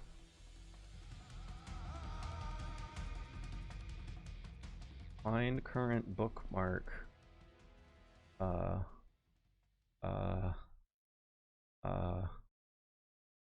Here, this'll do. There you go. I'll find it at a glance next time I'm scrubbing through. Our application's crashing on me. No, okay, good. I wanted to go back up here to the first. My gosh, and even the Metal Gear Solid 4 soundtrack is like less good for this stuff. No, that's too fast. And it all just sounds so generic and like lacks character. But we'll keep it here at this one. There's a couple tracks in there that I enjoy, but it's nothing compared to how many bangers hit you with the Metal Gear Solid 3 soundtrack. And then Metal Gear Solid 2, I don't think is superior to Metal Gear Solid 3. I don't think Metal Gear Solid 2 is one of the greatest soundtracks in the series, but I do think it at least holds a bar above 4. Yeah, sexless gay marriage. They are already past the point of having sex to each other. Did Snake and Otacon do their epic handshake in it? No, it's even better. They raise a child together in it. They argue about like what to do, what subtle activities they do as they raise this child might result in long-term effects later on down the child's life. Is great. So in the beginning though, there is like some really scary futurism to read in January 27th, 2025. This Otacon in the prologue does not sound like the same Otacon in the this is the same audio track we've been hearing for the past 30 minutes. Everything ends. That one should be depressing, right? Sure. The voice of Otacon sounds very different in this prologue. I did not think this was narrated by Otacon when I first started reading. Otacon getting poetic about the biblical symbolism of flowers in a graveyard does not seem like it matches the character. I kind of wish this was a disembodied narrator instead of... Unless... Let me tell you a story about a grave. Let me tell you a story about the Snake I know best. The Snake who was my friend, the Snake who changed my life. I do think this is supposed to be Otacon throughout the whole thing, but it weirdly does not fit the character in certain parts. Okay, so there's a description of blood and guts and gore that is considerably nastier than the game. There is a description of the exactitude with which they are overpowered by the PMCs that I don't think is as adequately shown in the game, which is unfortunate. Let me skim ahead to when they get cut down. Because it does happen. It happens, like, before your very eyes, but something about reading it in a page and visualizing the blood and guts the author is describing, and the verbal description of the imbalance of power, it's not coming across visually. They do look underpowered, but they're also hiding behind bulletproof trucks. You also don't get an exact description of how Snake's gun breaks. Okay, here we go. I just realized something. I've been interpreting something wrong. From 2008 onwards, thought that since Snake mentioned an ID tag gun earlier, and the camera shows the soldiers having problems with their guns, I thought it was a glitch with the high technology ID tagging equipment that was breaking his gun. The novel says, no, it's a shitty gun slapped together in a hurry by an underpowered militia that is breaking out of purely mechanical reasons that could have happened 60, 70, 80 years earlier. So that's something that's different from how I've interpreted it from the cutscene this whole entire time. In the beginning, Snake says, ID tag soldiers carry ID tag guns. Camera zooms up on various people's guns and then fiddling around with them. About 30 seconds later, we get Snake fiddling with his gun and then something breaking. I assumed it was a high-tech in-shitification problem, not low-tech, underpowered militias up against high-tech PMCs. The technology, the disparity in power between the two forces was not coming through as much. It's kind of hard to tell, to a certain extent deliberately, hard to tell sometimes whose side things like this helicopter in the upper right corner are. The militia, they like got armored vehicles. They got guns. They have a plan. It's like unclear though just how badly they were actually doing in this cutscene compared to the book. that gives certainly a lot more tragedy and sympathy for this situation than upon first interpretation. Furthermore, we go down a bit here. This is way scarier right now than 2008. The timeline for Kojima futurism occurring for Metal Gear Solid 4 might be the lengthiest length of real life time it might have taken for the world to catch up to the predictions, but also might still be nevertheless as genuinely terrifying as maybe Metal Gear Solid 2's stuff was in the early 2010s. The actual act of the war itself is only one small fraction of the vast market. Oil, they're getting into a very... you had to watch the briefing chapter of the cutscene, and I had to read it in text in a script. But this is all suggested at in the game, and it's fucking terrifying in the game too. But it's just delivered so cumbersome. The military industrial complex is the world's primary economic product, and sophisticated computer algorithms are used to, there we go, perpetuate forever wars between militants who are clarified as being like ethnic minorities with a presumably where, let's see if it spells it out. The reader is assuming that there like is a just cause going on here, and that's making it more tragic. It's like less the mercenary on mercenary profit war than I was previously interpreting. But it seems like it's still going on that side. I just might be trying to fill in the blanks with my own head with like the Palestine stuff that I don't know if Kojima was explicitly referencing in here, though it still seems pretty darn obvious that he was aware. Some peoples hadn't been able to escape historical grudges. Some zealousy wanted to prove their god was absolute, and others oppressed by hopeless poverty gathered into armies. If we at least have guns, we can kill each other. With swords and axes and the like, you gotta get close. But guns are not as intimate. You can learn how to execute the right strategy. That's the tragic strategy. The tragedy.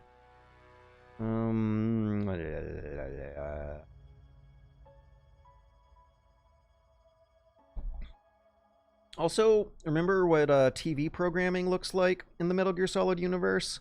That's another thing that became scary after the fact. The world's culture has like changed into a way more militant, paranoid, military obsessed place. The women's weight loss programs are like a drill sergeant a boot camp drill sergeant yelling at them. Cooking shows is the wilderness survival chef teaching you how to eat raw snakes. Yeah, that would be maybe more fun to get into than the action in this book here. The multiple page-long description of 8-bit video games. The world going crazy from the military-industrial complex and AIs controlling people's information. That's terrifying. That had me absolutely, positively gripped in a way more powerful way than the game did. And then it did, like, come all the way down. Like, the UN has been compromised. It's corrupt. Campbell and Snake's morals have kind of become compromised and corrupt. Like, this is a really scary dystopia that you don't really see. You certainly get a full explanation of it in the game, but something about the medium makes the fullness of that explanation not stick with you. When you read it in a book, it's not as frustrating as when the cutscene and the exposition go on and on and on. I remember reading the script of the briefing for Metal Gear Solid 4 earlier this year during one of the Metal Gear Mondays and being super impressed. Why did that not hit me when playing the game? The actual game, I don't know if I'm even interested in playing through all of it. Maybe the beginning, the first couple acts, but it just gets so embarrassing and childish halfway through that it feels like a tragedy that they didn't get to explore a story about Yeah, yeah. Imagine if Kojima was able to write a standalone story about this dystopia. If Kojima made a game, a cynical military strategy game that kind of sort of seems like what MGS5 was digging at, a cynical military strategy stealth action game where the story primarily concerns the ethics and hopefully the gratifying revenge fantasy destruction, collapse, and downfall of a AI powered military industrial complex stoking on forever wars. That is an extremely relevant, raw, realistic setting and scenario, and it is a shame, an absolute shame, that it really was not the primary concern of Metal Gear Solid 4's storyline. In the way that, like, AI information-controlled social media was a very primary focus theme from beginning to end of Metal Gear Solid 2's storyline. Books give you the freedom to fill in your own blanks. This is clearly commentary on Iraq and Afghanistan, which were in part an MIC joint. And reading it in 2025 is absolutely dishearteningly tragic, because that felt like that was so long ago. That was 20 years ago. And now when you turn on the news, you're seeing a lot of the exact same stuff, but almost worse in a way, because I feel like there's less of a just cause behind it this time. Not just, oh god, let's say that there was, like, at least the presumption of a just cause in the post 9/11 world was around in people's head. God, yeah, the first few pages of that was good stuff in the worst way. Good friction. We'll call it good friction. It's clearly a commentary on Iraq and Afghanistan, which were in part a military-industrial complex joint. And now we're reading it nowadays when it very much, absolutely, positively seems like the world is gearing up for another one even worse this time. Probably the dissonance of watching two characters dumping exposition of things they're supposed to have known for years already. That's going on too. I still think that Kojima predicts the future stuff in Metal Gear Solid 4 is a little overstated. This was all happening in the second Bush term. Now Metal Gear Solid 2. One thing that I think is pretty unique about the world right now in comparison to the second Bush term. Now, Metal Gear Solid 2, Kojima predicts the future stuff in Metal Gear Solid 4. I guess it would be like crossing the line from social media information control to large-scale real-life violence with hundreds of thousands of people dead on more front lines that have popped up around the world since the Bush years. I feel like the absurdity behind modern conflicts and politics fits in with the Metal Gear Solid universe. Flipping the TV channels of the Metal Gear Solid 4 intro and seeing, like, a real-life, actual screen-recorded video from a real news report in the US of a channel called Newsmax in particular, of, like, the war in Ukraine would fit right into that sci-fi dystopia montage seamlessly. That stuff is, to someone who grew up in the 80s and 90s, it looks like stuff from RoboCop. It looks like satirical, dystopic science fiction, but that's what cable TV in the USA has been looking like for the past couple of years. Kojima is super frustrating for this reason. Great at designing unique and interesting game mechanics, incredibly prescient and imaginative world building, not very good at combining the two. Nothing disillusioned me as much as seeing how quickly the world forgot the Iraq and Afghanistan wars after Bush II left office. Yeah, real world politics is disillusioning. Getting into science fiction is predictive and a warning. It looks at current trends and imagines what the logical worst conclusion of them could be. Very rarely imagines what the best conclusion could be. The economy is not good enough for authors to be feeling those kinds of impulses right now.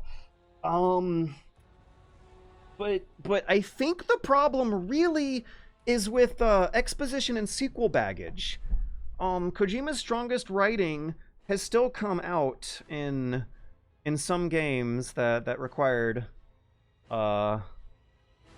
combinations of the mechanics, and what is it? Great at designing unique and interesting game mechanics, incredibly prescient at imaginative world building, not very good at combining the two. I don't know. I think it's more of a writing thing, specifically when it comes to writing the sequel baggage of the Metal Gear Solid franchise. No, it's not specific because Death Stranding had the same writing problem. It's the writing thing. Kojima, let's see, is super frustrating for this reason. Great at designing unique and interesting game mechanics. I would say Death Stranding has that. Incredibly prescient and imaginative world building. I would say Death Stranding has prescient, don't know about imaginative world building, not very good at combining the two. I don't know if Death Stranding's world requires the writing to be as fraught as it is. Also, look at how more Twitch viewers showed up now that I'm talking about the novel instead of actually reading it. When you're talking about the games instead of playing games, you get more views for some reason. I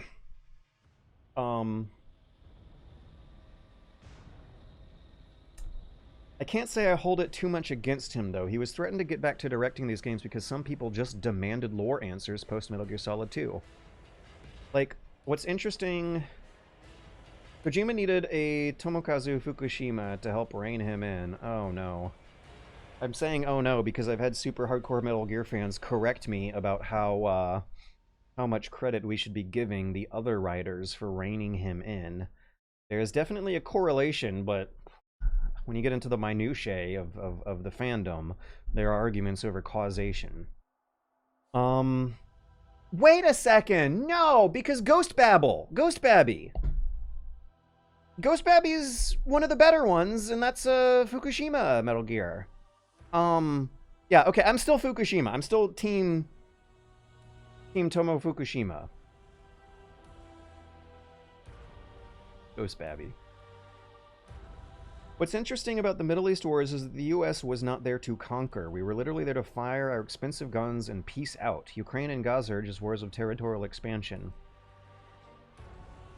That's what also absolutely blows my mind about the Canada and Greenland talk. Like, there's absolutely positively no presumption of threat. The only reasoning and justification is conquering, and the probably real tactical strategic purpose behind suggesting in the first place is to bluff. Yeah, shit is bad. The disintegration of ideology. Yeah, here we go. The disintegration of ideology is pretty prescient. Hannibal, Montana. I like where you're going here. The vibe I get from a lot of first-time Trump voters is that they voted for their own perceived material self-interest rather than broader conservative values. And so for a chunk of a page in there, the author, Itoh, was talking about ideology breaking down, territorial causes breaking down too, and the violence just being a means to sustain itself, in this case demands to stimulate economics through a product. Yeah, the like rejection of liberalism going on, the return to monarchism and aristocracy going on, was intersecting with the description of the war economy dystopia in this science fiction video game novelization book in a very disturbing way right now, reading it right now. Definitely different feeling, different way to read it right now than in earlier years. And say what you will about Kojima futurism, but one thing about predicting dystopias and being negative in general is that pretty safe bet. Chances are they're going to happen at some point anyway. Whether or not they happen on a timeline of decades to centuries, I think is a real question in the grand scale of human history. But Kojima in 2001 was predicting economically motivated information control of the internet through AIs happening around 2005. And I want to say the real world timeline had him calling that one maybe 12 years ahead of time, because I want to say around the time propagandistic YouTube video essays started to become popular is when that problem reified in a way that the game could retroactively then be argued to have predicted. Death Stranding predicted that people would be living depressing, socially isolated lives, and they would be dependent on a delivery economy. That happened a year after the game came out, and then kind of sorted itself disappointingly because the delivery economy collapsed under inflationary issues. That happened a year after the game came out. The World War III being economically motivated proxy wars that grease the wheels of a war economy. World War III being a network of small-scale conventional wars that are egged on by AI internet misinformation and fought for no classically modern reasons of ideology. That's the prediction. That's what he called, I think. If World War III is going to be small-scale conventional wars on front lines happening all across the world over the next decade in places like Ukraine and Palestine and Syria and potentially what? No, it's not going to happen. Within the borders of NATO allies, that's the prescient that like Kojima maybe not have foresaw, but at least thought was realistic and scary enough to make for good science fiction in 2007, 2008. Man, that's rough. That's rough, and I'm looking forward to reading the next chapter, and I hope it deals with more of that stuff. Hey, I bet the conversation with Drebin is going to hit way harder this time than it does in the game. That's something to look forward to, because Drebin really does get into it. Okay, let's get back to chat, and I'll catch up with chat questions, and then I'll get back to the book. How are there more people staying here for this, for me thinking out loud about the first chapter? There's no context. The people who just came in aren't going to know what I'm talking about. Okay, Roller42, a while ago, you said, one thing I think MGS4 does convey good is how the war economy is a farce. Militiamen across the whole first half of the game are steamrolled by soldiers with fancier guns and equipment. Literal pay to win. One thing I have a hard time visualizing in real life, though, is the militiamen organizing into units and marching out as pitched battles. I imagine more Luigi's being the militiaman, really. Organized vigilantism as resistance. This... I do find it hard to imagine when that much of a power disparity is at hand, the kinds of battles we're seeing in the game playing out. Or the kinds of battles that we are seeing in Palestine and Gaza playing. I think I'm picturing more the kinds of battles we saw Luigi play out. Anyways. That actually gets at how social media actually led to people outsourcing companionship and community building, to the tech industry, weakening unity between even neighbors. And that was something that Metal Gear Solid 2 touched on. It did not dig into it in the right terms. It was not thinking about people's sense of community in third place breaking down, but it absolutely did predict that AI-generated social media on the internet would be a reliable source of community. Trustworthy communication. The etymological prefix community is sharing a similar meaning there with what is intersecting with these military incentives of the casus bellicus. What do you call the reason these soldiers are, or rather the generals behind the soldiers are deciding there is a valid cause here to be fighting wars over. There are things in their lives that are missing beyond just the reliably, infinitely growing economy of what oil was doing to capitalism in the 21st century. Kojima is a prophet, but he only uses it to make games. Kojima is a prophet, but he watches too much anime is a good way of putting it. Let's get another window capture going. I don't like reading these chat messages off of, off screen.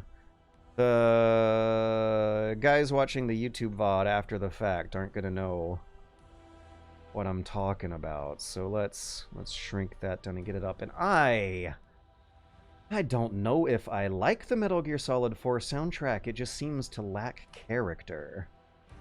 I feel like I'm talking to generic action movie music instead of characterized and stylized action movie music.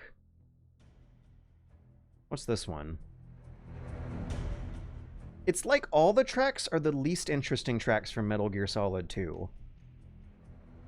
Do you think that the AIs were in a certain way right about what happens when you let humanity form their own closed echo chambers on the internet? No.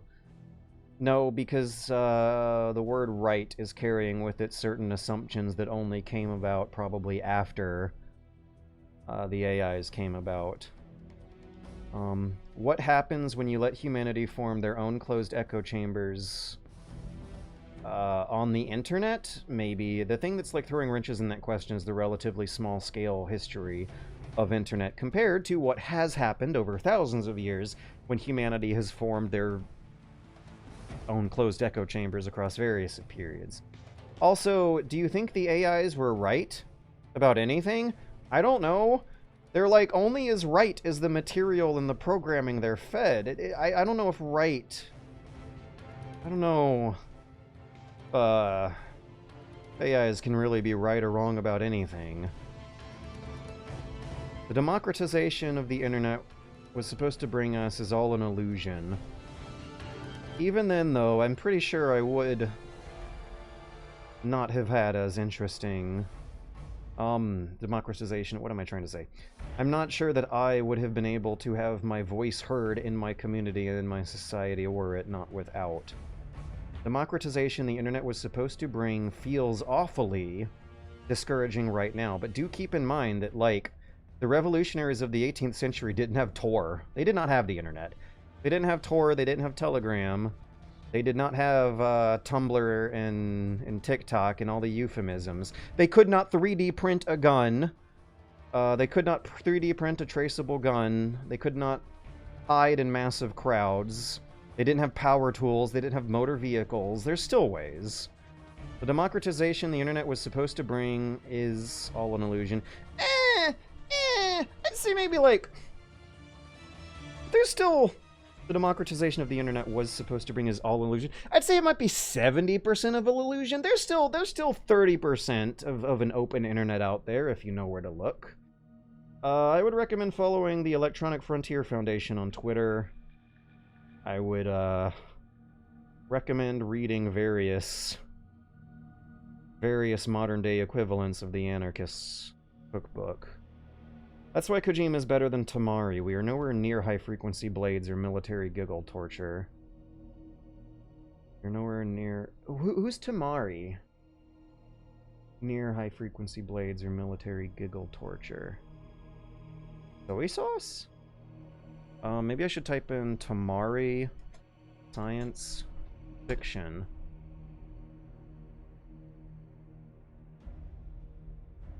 Qualia Automata. Ghost P. Ghost and Pals. Ghost and Pals. I don't know if I got time for this. This is the reason why we subscribe to your YouTube channel in the first place. Yes, and what I am doing is managing burnout from wanting to do that same stuff again, but absolutely getting a physiological reaction to the workload of the actual video essay process that it nauseates me in a way it did not before. This is me navigating poverty. I cannot make videos fast enough and also manage the time obligations I have to make nowadays and not have the view counts backfire. The video that I'm working on has to be a comeback. Hey guys, you want to know a secret about the YouTube algorithm? You can't... I have to make extremely time-consuming content or else people unsubscribe. But I am happy to hear you say this. This stuff is the reason why we subscribe to your YouTube channel in the first place. High fives. Casus belli. Yep, that's the word I was looking for. I know Kojima didn't write it, but I'm so glad that the Metal Gear Rising took account of Kojima's prescience about a tech dystopia. That montage where they show the internet commenters who are like super excited for the US to get in a war with India over Pakistan or some shit that has nothing to do with the average American, nor the strength of the security blanket of NATO. Like, the commenters were in that scene in Metal Gear Rising, they were rabid about getting involved with that, and that's Unfortunately, an accurate portrayal of the American population, it seems. The Metal Gear Solid 4 soundtrack suffers from too much cutscene music and not enough character motifs. Yes. There's a reason why they had an in-game iPod with all the good music from the other games. Only the ambient music is good. I still have Midnight Shadow on my phone on this day. Okay, new idea. Metal Gear Solid 4 ambience. Let's see what comes up then. Maybe something more appropriate to the stream will happen, because what we're listening to right now cannot be. Okay.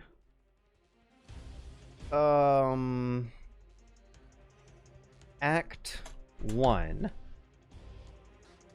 This will be fun to read the book to, because this is the chapter we're going through now.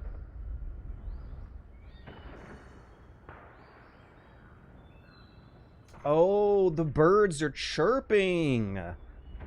I think I've mentioned it before on the stream, but one of the most disturbing things about watching real war footage and real combat footage, or real recordings versus the way it's portrayed in fictional media, is that, yeah, if it's a bright sunny day and the war is happening, you hear birds chirping. Like, life goes on, nature goes on.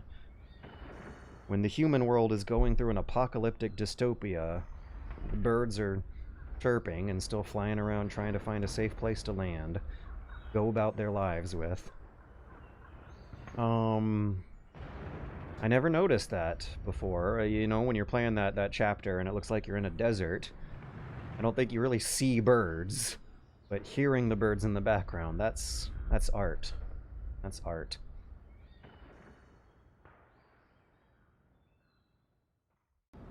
Mari predicted Make America Great Again, I guess. All these predictions seem easy in retrospect. I think the only worthwhile conversation about predictions, even though what I just did really happens before the thing comes about.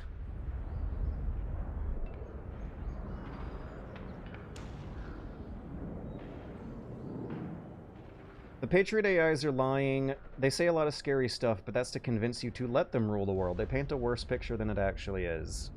I like this. That gives me hope and faith. I have experienced some minor little victories fighting against the Airbnb bastards who were converting my building to an unauthorized illegal hotel, and that feels good to see them stumble and fumble and be way more incompetent than they advertise themselves as being. Yeah, right. Ultimately, at the end of the day, like, it's a conflict between people who will passionately defend their lives with all the impatience and, with rather all the long-term patience and persistence that comes from someone living in a situation versus someone whose incentive is to coast off of it with passive income.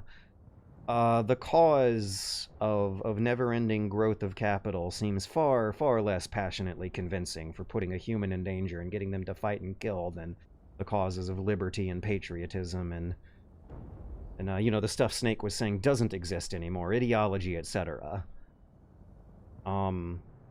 If World War III starts because of small-scale conventional proxy wars over purely, cynically economically motivated means, I do wonder how long that could last before triggering another post-war change in global mentalities like what happened maybe after World War II.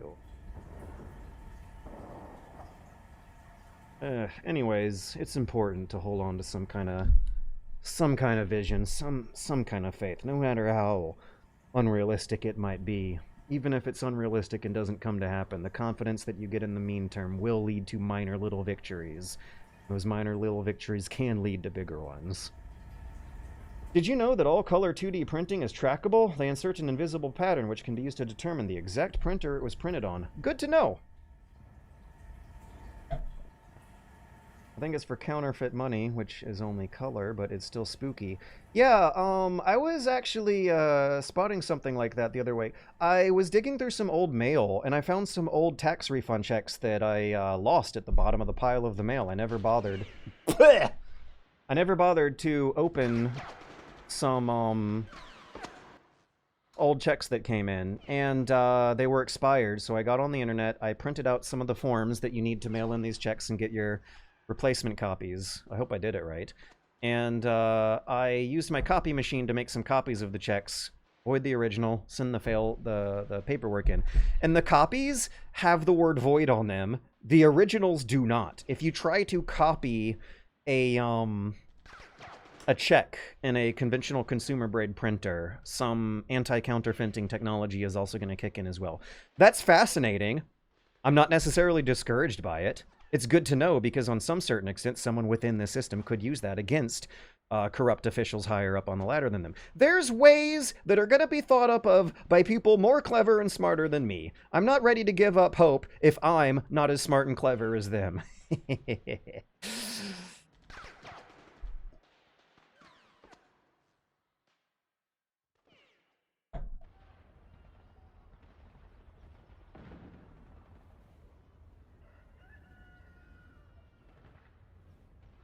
I won't pretend to understand the creative and financial pressure you're under, just want to say that we appreciate what you do.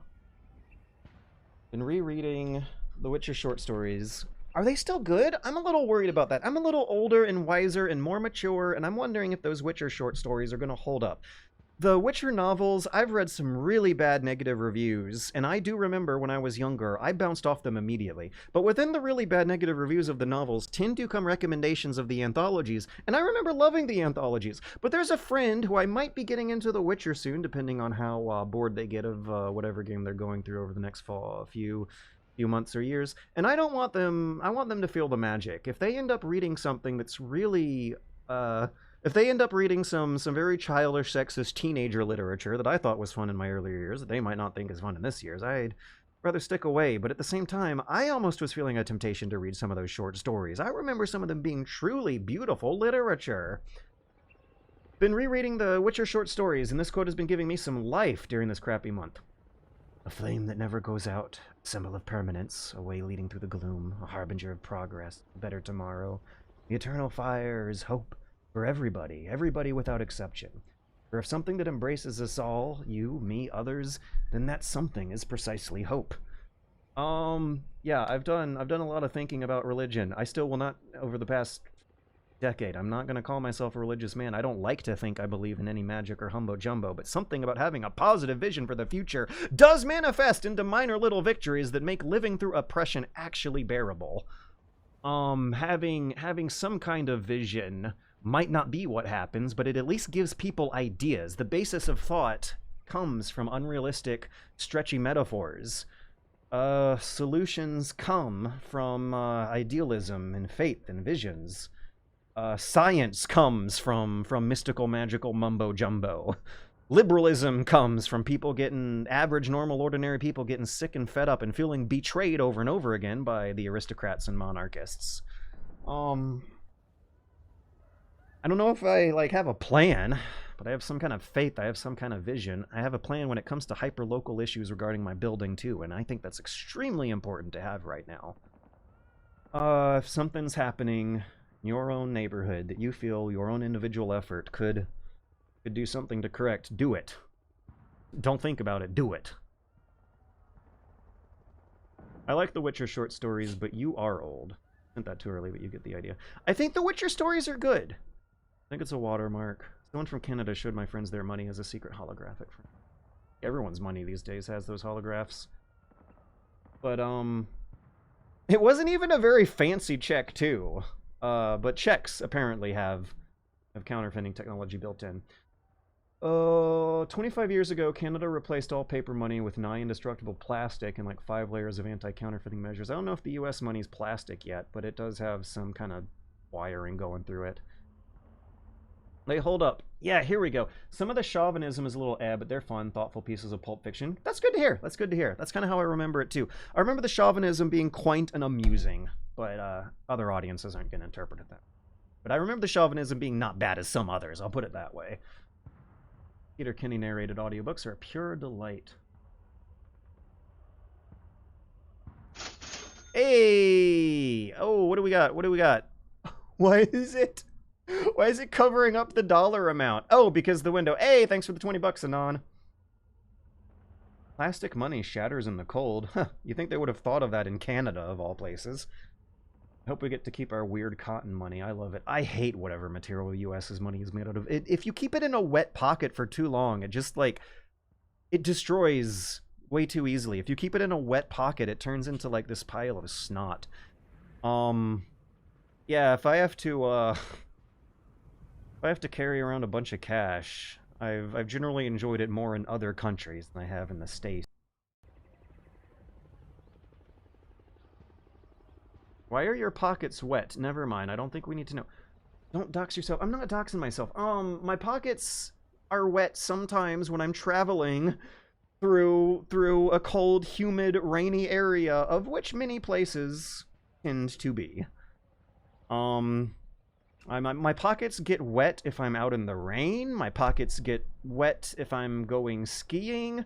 Yeah, I think that's the last time I was carrying cash in my pocket that got ruined because of wetness.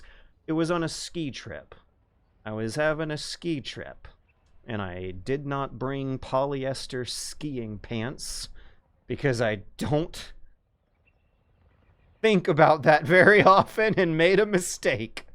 And I took a few tumbles in the snow, and the cash in my pocket that I was buying hot cocoa with got wet.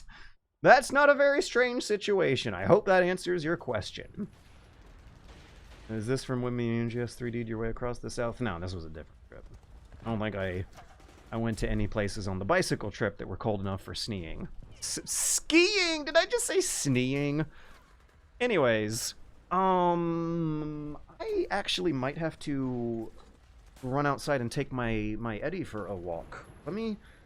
Let me check my records and see if he's due for that. How long has it been?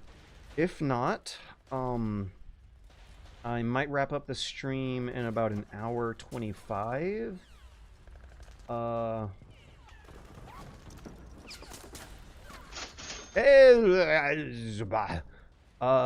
His pockets are wet. If on a plane, his pockets are wet as if on a train. His pockets are wet. His pockets are wet on a plane. His pockets are wet if on a train. His pockets are wet, Sam I am.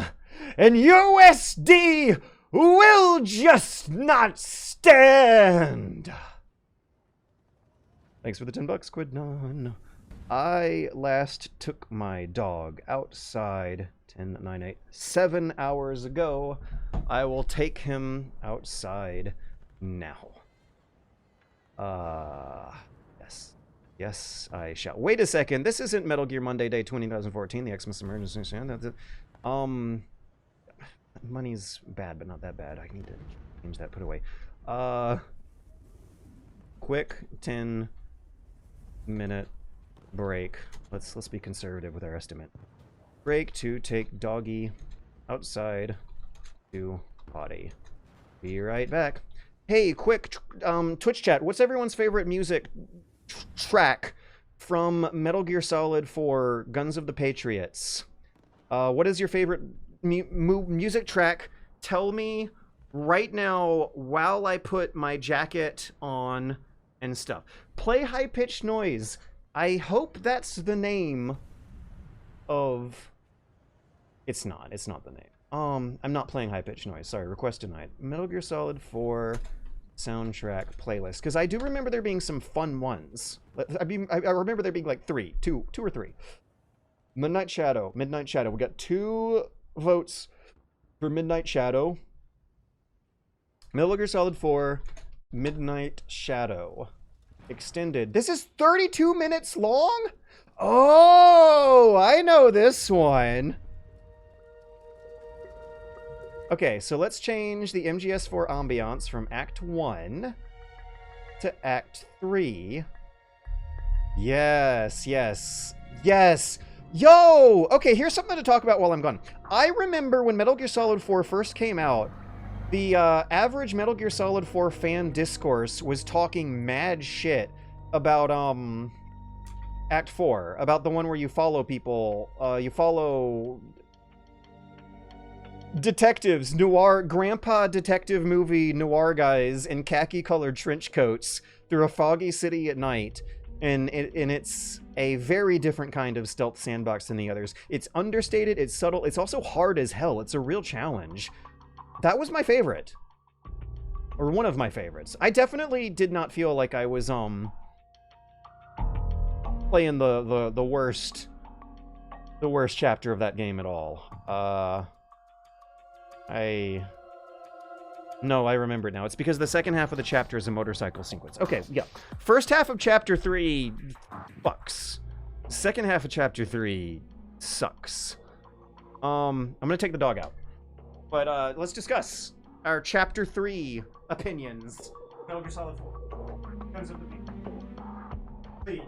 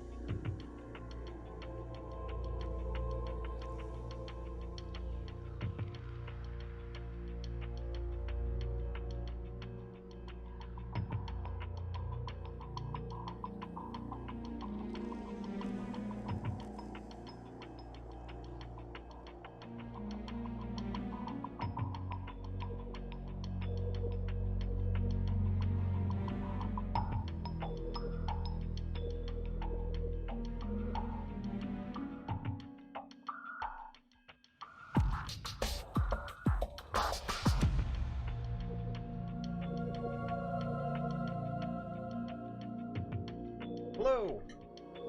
Hello! Oh no! I need more water!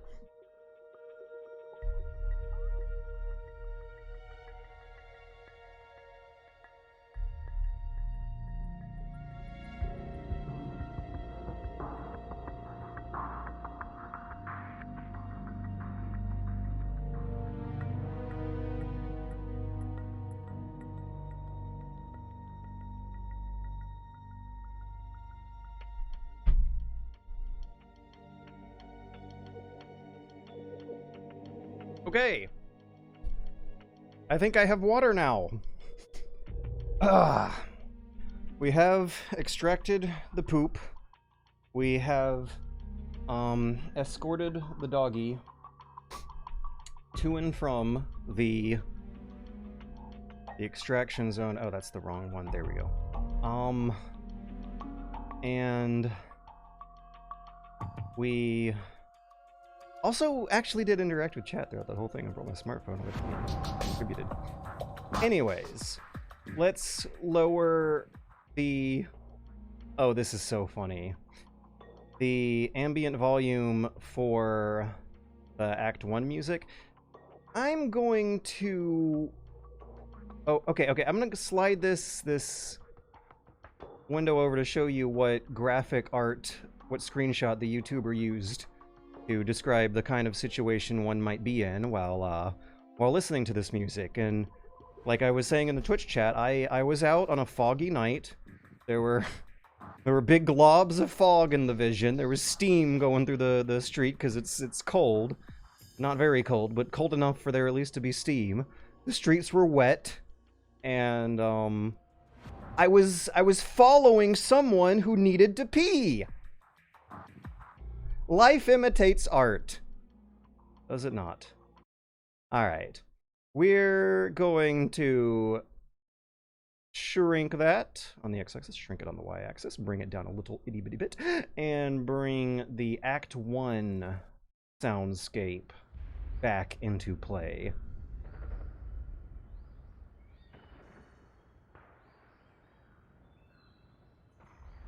Are there any plans to read other Project Itoh books, or just this novelization?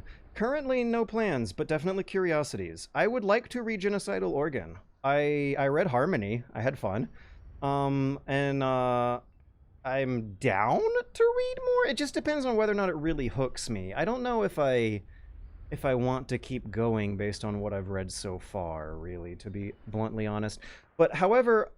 Okay, let me clarify. I don't know if I want to commit to a full page-to-page read-through. I am more interested than I was before skimming, though. Now where did I leave off? There was a big number 2. Oh yes, the yellow highlights, correct. We'll consider for all your future combat needs.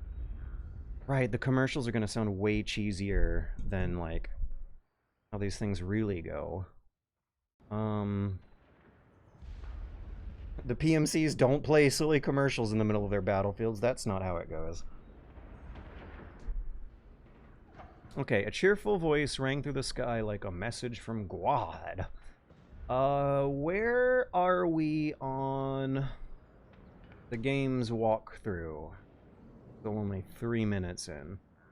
Novelization is covering a hell of a lot more material, way faster. A hell of a lot more material, way slower, which is to be expected. But those, as you saw, I felt, even in front of a stream, when I'm technically making money from donations, I felt like I was wasting my time reading the recaps. Yeah, that's, I think, what's turning me off the most, is the thought that I'll just end up skipping recaps, rolling my eyes at recaps, being able to more fully understand Kojima's vision is something that, or being able to more, understand and appreciate, because it's hard to do from where my mind is currently situated at with Metal Gear Solid 4, but being able to understand the dystopia, the science fiction, and the politics behind Metal Gear Solid 4's concept is what I'm having a lot more fun with this book. Even though it sounds like it's going to get bogged down with silly, childish character drama, just like the real actual game does. Alright, now, when do we hear this voice that comes through a loudspeaker in the streets that they, have us beginning this chapter of the novel with? Let me scrub around, because I think I recall it coming, like, almost midway through, the first stretch of Act 1. Government.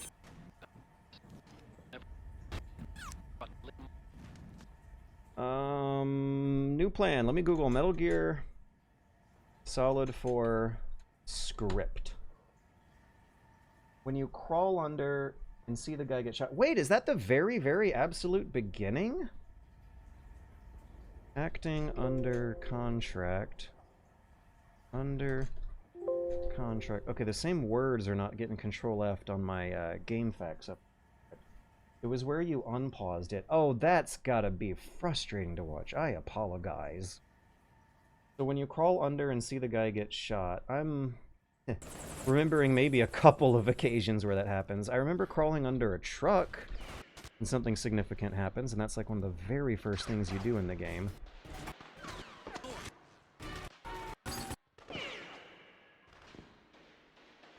Where you unpaused it.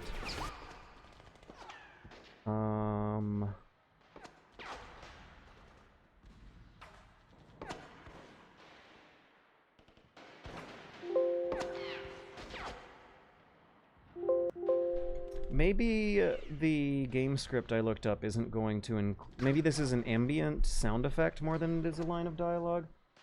Close to losing the cloak. That's crazy. So we're like a little anachronistically out of order. Okay, so this is the cutscene where he loses the cloak. After the graveyard flashback. So I already must have played those sequences while reading. We read a description earlier of the robots kicking the militia's ass.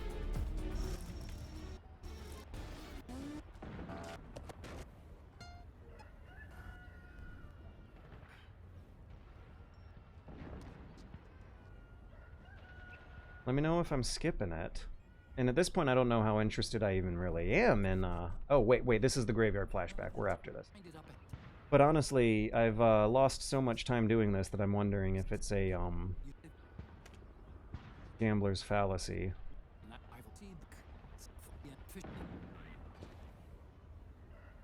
Wait. Does it happen in this cutscene? Is he listening to the loudspeaker here?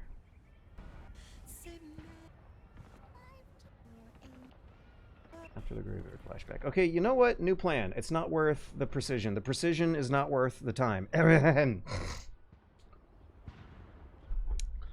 A cheerful voice rang through the sky above the ruins, like a message from God. Acting under the contract of local authorities, the Praying Mantis PMC recently restored government control to this sector. Utilizing Armstech Irving unmanned vehicles, Praying Mantis conclusively delivered a swift and decisive outcome.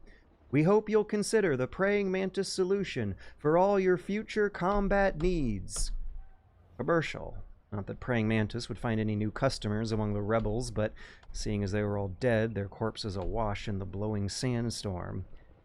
Indeed, order had seemingly been restored to most of the city ruins.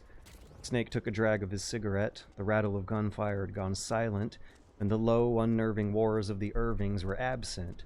Between the buildings, Snake could see a column of advancing PMC armored vehicles, made in the USA. No signs of rebel resistance. But the rebels hadn't lost this battle yet. They'd only gone underground to fight with guerrilla tactics. Here and there, Snake caught glimpses of rebels scurrying through the streets. He followed after them and soon found himself at what seemed to be an underground headquarters. Tailing the soldiers wasn't difficult, not for Snake at least. He hid in the shadows and sized up the gathering forces. The rebels had suffered heavy losses, but still had barely enough numbers to pull off one more attack. Avoid unnecessary combat whenever possible. In this war, government. I remember the underground base being a pretty fun area to sneak through.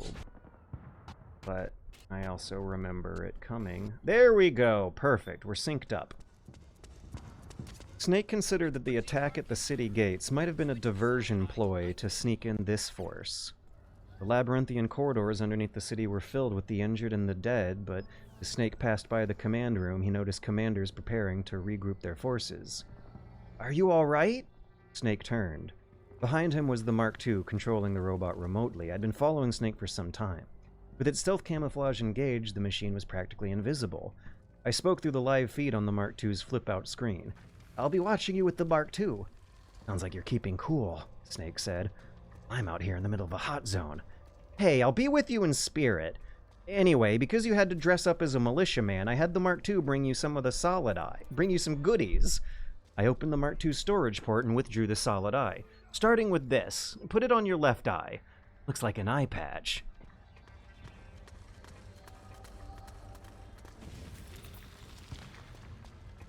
Snake strapped the solid eye over his eye.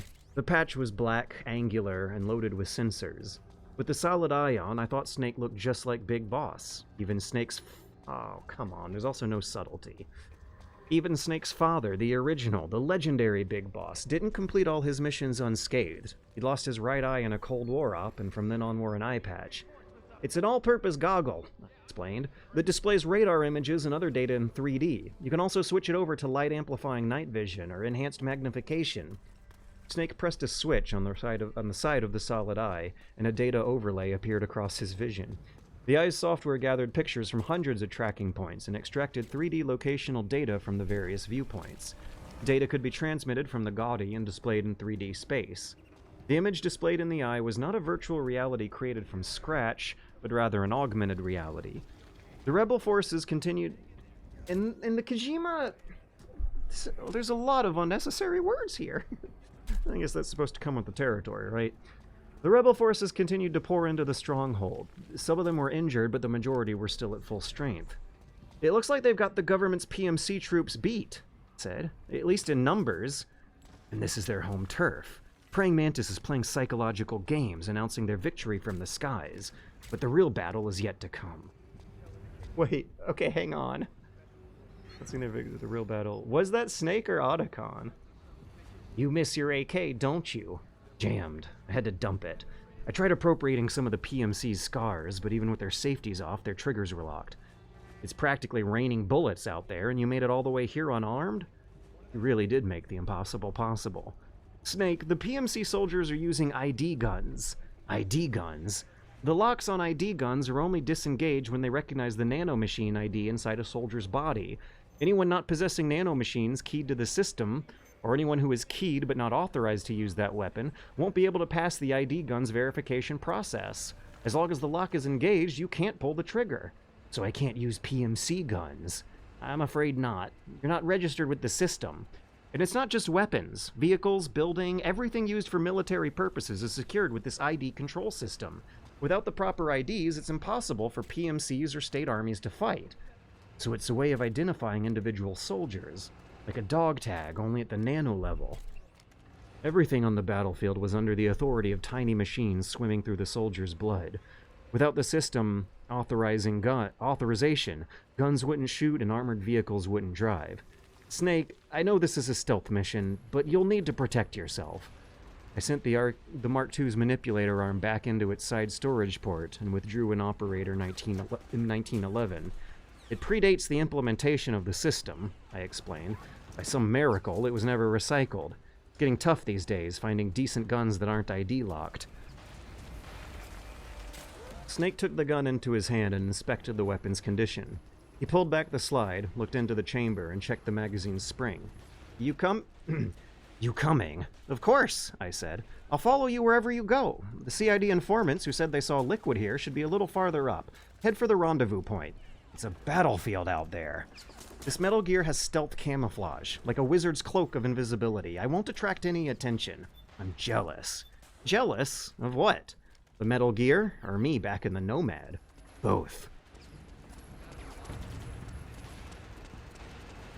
Yeah, we're also over-explaining everything. Yeah, I don't know how genuinely tempted I really am to keep this going. I am kind of tempted to skim it. I'm kind of tempted to skim this. I'm not tempted to read it from cover to cover, but I think I'm not tempted to throw it away either. The temptation to skim is like rising at about the same rate that the utter disgust and exhaustion I imagine I'd actually feel if I read it to cover is also rising. I'm interested in skimming. As Snake emerged from the rebel stronghold, a bird-like creature flew overhead. Snake quickly dove into the open door. Wait, hang on, let's skip ahead. Does the bird creature happen before or after Drebin?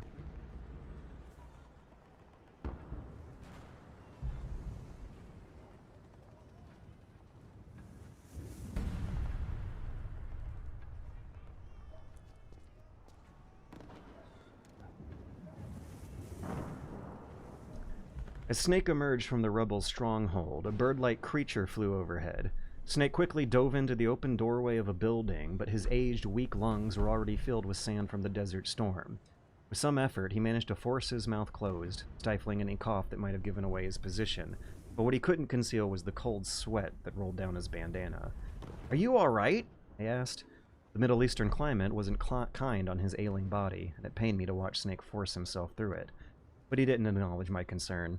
Oh, he's so concerned about Snake. He only asked, "What was that thing?" "A slider, a PMC aerial weapon." "Look, here comes another." One more flew directly overhead. The strange thing looked like a bird, only without a head or a tail, just wings. The slider drove down and flew towards a distant building where the occasional burst of gunfire echoed. Then, as the creature shot back up into the sky, a giant explosion rocked the building, obliterating it.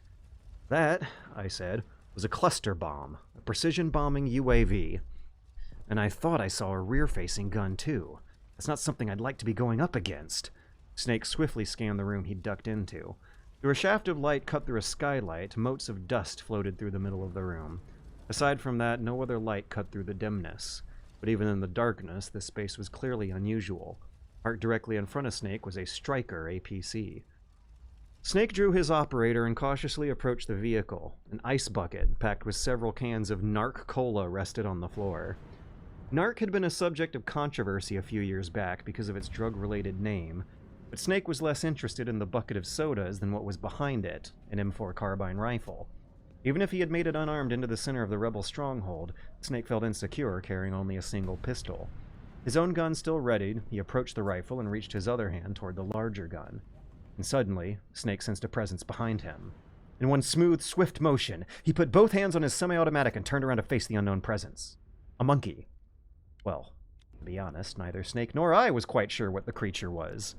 Don't get me wrong, its body was technically that of a monkey, a gibbon to be precise, but this monkey hadn't a single strand of hair. A monkey without hair is like a human without clothes. I was struck by the admittedly groundless feeling that I was being affronted by a terribly shameful sight. The monkey opened its mouth, and then the voice came. "Pretty sweet, huh?" Snake blinked, worried that senility had joined the host of other maladies that old age had brought.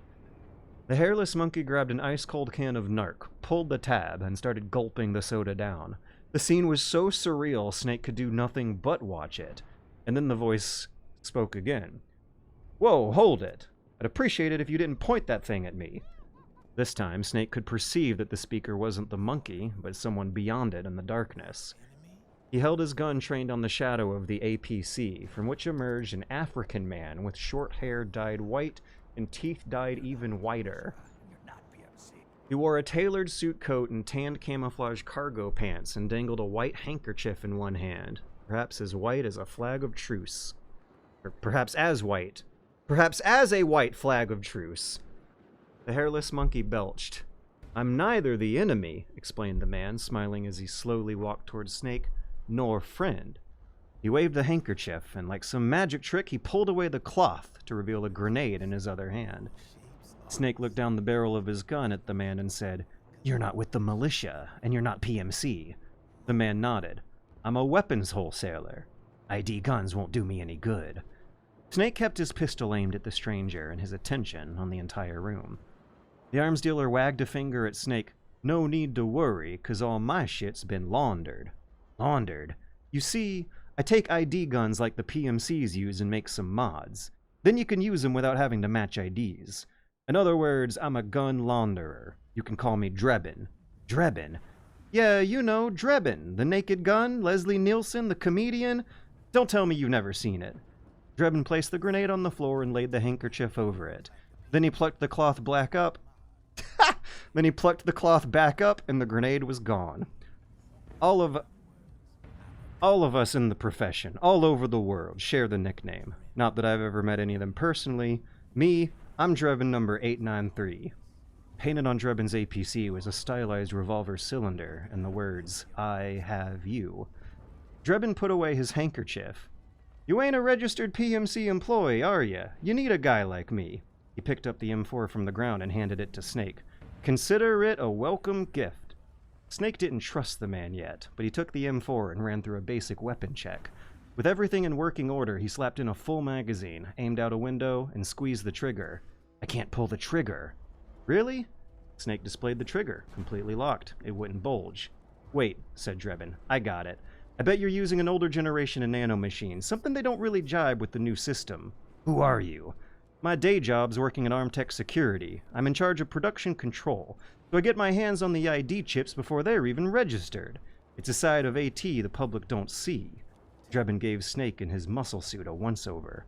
From the looks of it, you ain't with any state army, but you ain't exactly green neither. You got last-gen nanomachines, so I'm guessing former U.S. Army? Snake eyed the man suspiciously. Drebin said he was an arms dealer, but what was the real story? What if he worked for Liquid, or the Patriots? Drebin must have sensed Snake's doubt, and he stopped probing. Let's talk business. Business? I make my living off the war economy. I'm a green collar, green like an army uniform, green like a tank. The only thing that separates me from being white collar or blue collar is that I earn my keep on the battlefield. The only thing I trust is money. So if you've got money, I can help you out. We'll keep it strictly business. What do you get out of it? This, said Drebin with a theatrical gesture, is a war zone.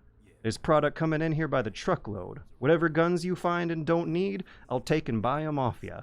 That'll earn you points you can cash in for services.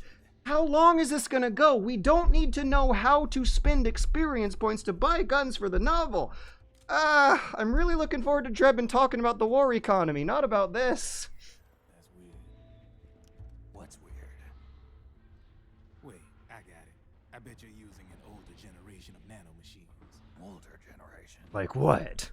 I'll launder your ID guns, no more locks, and I can also sell you the guns I've got in stock. Let me show you. Drebin waved Snake over to the rear of the APC. The hatch was open, revealing racks upon racks of weaponry stored on the interior walls of the vehicle. Also notice that we're... Okay, we're actually not going faster than the cutscene because I've been pausing the cutscene. Drebin climbed inside and soon reappeared with a medical transport cooler. To ensure you could use non-ID guns, I'm going to have to suppress the old nanomachines you've got in ya. Otherwise, they'll interfere with the system. He took a plastic pouch from the cooler and tore off the top. Inside was a syringe. Here, let me stick you with this. It's full of suppressor nanomachines. Snake drew back. No matter how reasonable he sounded, this man was a stranger. Worse, he was a stranger on a battlefield. Relax, it won't hurt. The pain isn't what I'm concerned about. What, you don't like shots? Snake laughed. As bad an idea as this sounded, he wouldn't be able to get very far with only the operator. He acquiesced and held his neck out. Drebin injected the needle into Snake's neck. The pain was intense, and the old soldier couldn't stifle his cry. See, Drebin said, no sweat. Now you can use non-ID guns, no problem. Snake rubbed his hands at the base of his neck, then took the M4 back into his hands. He aimed at the wall and squeezed the trigger. The muzzle flashed, and the bullet lodged into the concrete. There, you see, you name it, I can launder it. Well, I'd better be on my way. Drebin started packing everything back into the APC. The monkey downed the last of his soda and let out a deep belch. Drebin shook his head. Man, he's gotta give that shit a rest. Looks like you're doing pretty well for yourself. And why do you think that is? System codes are law now, and control's essentially absolute. paving the way for fat profits if you're willing to bend the law. Demand keeps on growing thanks to the war economy. I sell ID guns to the PMCs and state armies, and naked guns to terrorist groups and paramilitaries. And these ID guns can't be sold on the black market. The system's practically a license for us arm dealers to print money. He returned the ice bucket to his vehicle, saying, privatizing the militaries made the PMC big and bloated. And the fatter the PMCs get, the blurrier the line between civilian and soldier's gonna get. Sooner or later, the whole damn human race is gonna be green collar. More like, we're all gonna be fighting proxy wars. But hey, this war economy puts the food on my table. Drebin closed the hatch from the inside, then stuck his head out the driver's side window. You're green collar too, ain't ya? He returned Snake's cold stare with a genial grin. It's in your eyes. You've seen a lot of combat. What makes you think you know me? Nothing to be ashamed of, I'm the same way. I grew up here too, I got no interest in the outside world. The APC's engine started, and Drebin spoke over the noise. As he pointed first to his own eyes, then at Snake's, he said, I have you.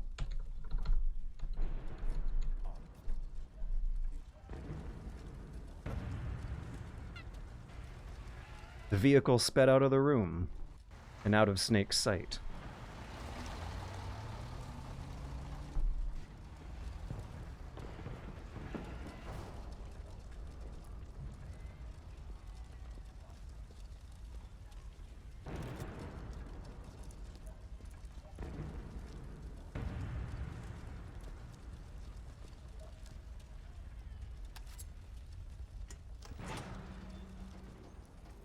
This is 5 pages of the cutscene meeting Mark II, but it also spoke about the underground stronghold, which is the next level. Yes. So, the events are out of order compared to the game. The conversation, the description of what was going on in the beginning of the game that was unspoken was really, really expanded upon in a good way. But I am kind of disappointed at how verbatim the Drebin conversation was with how it matched the game. Yeah, actually, no, there was another line that's pretty darn scary to read right now.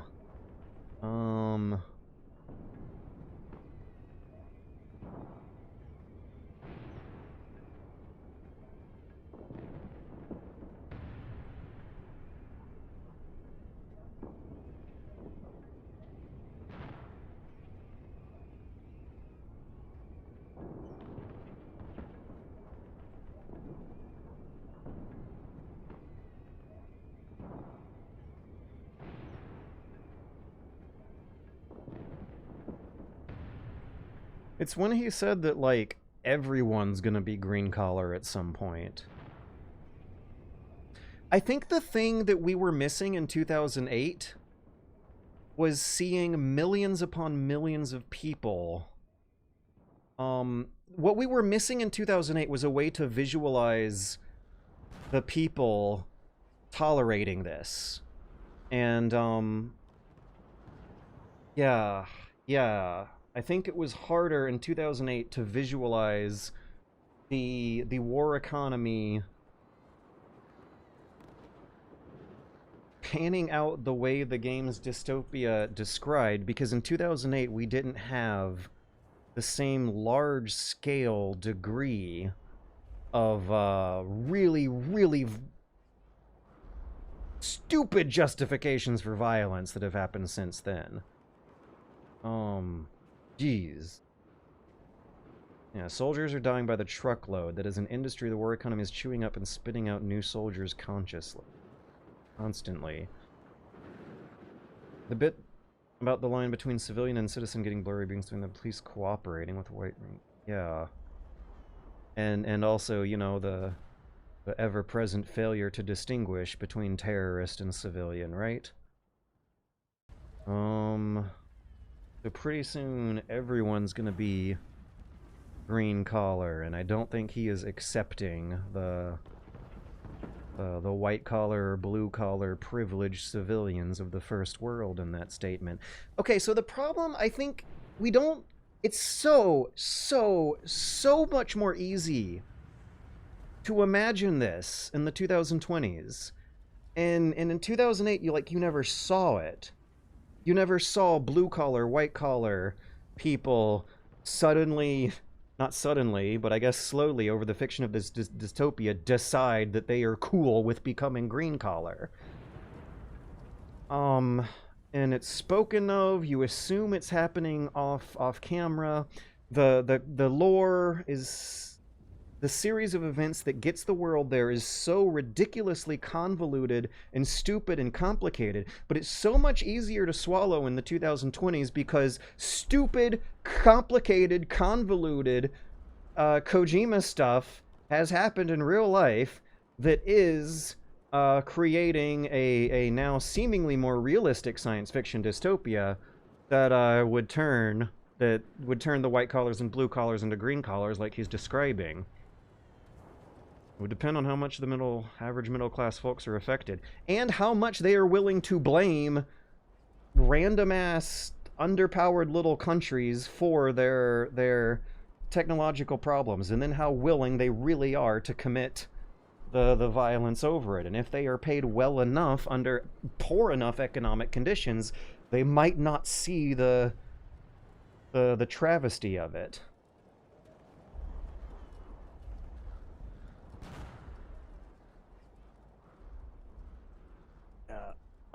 And that's Hyro 001. I don't necessarily think he was reading research papers so much as he was reading the news and science fiction and extrapolating between the two. But the result is like really awkward. Don't get me wrong. It's aging better, but the awkwardness of how it originally came out is almost even more on display, with just how much is being said rather than shown, and also how there is a seeming lack of fleshing out the exactitude of how this society gets there. It is spelled out enough that the GW and JD Patriot AIs are manipulating the information on the world to brainwash people into committing more war than they need to, but like, you don't see it. The exact methods of how it would end up happening were still unknown. Exactitude of it. General idea, but like some of the minutiae is breaking down between scenes here. Let's do another chapter. This is fun. I still got 30 minutes, and that one was a short one. Maybe the next one will be a short one. The first one was long, but that's usually how they go, right? This game came out in the same year Modern Warfare 2 came out and made military dudes super cool and mainstream.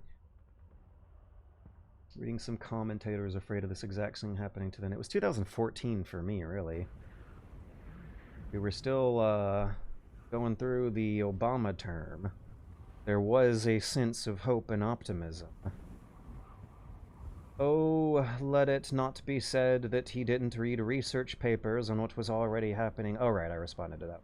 There was a Star Trek episode where they try to explain drug addiction in areas that have such distressing environment. Wait, what were we replying to? Yeah, Drebin is honestly at his best when he talks about the grim reality of the war economy. I feel mixed about Chapter 3. Some of it was just uninteresting, and Drebin was kind of a letdown, way less interesting than I was expecting, but there still were a few good nuggets in there about how scary the dystopia is. Why is the dystopia so much scarier to read about after the fact than it was to play the game, unless that might have been some kind of message intended? Was it? Even with all this retrospect and some real-life events finally happening that make the science fiction of the game seem more believable, it still seems like Metal Gear Solid's really confused. I still wish he had made this game without the sequel baggage. There's some really terrifying concepts going on in the sci-fi dystopia here, but when you're playing the game, it doesn't feel like it at all, and it did not really feel like a sci-fi dystopia in 2008. It felt like convoluted sci-fi techno implausibility. This game called the tech bro slang. It really did. It really did.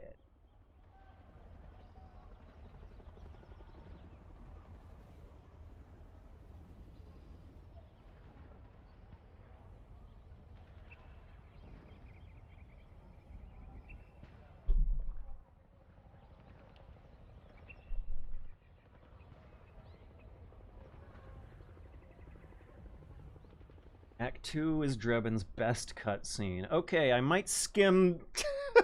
I might fast forward to that part later tonight when there's less pressure to keep a continuity going for the stream. But my god, this is, like, I guess the one most impressive thing I have here is that, like, going back to this game in book form is scary.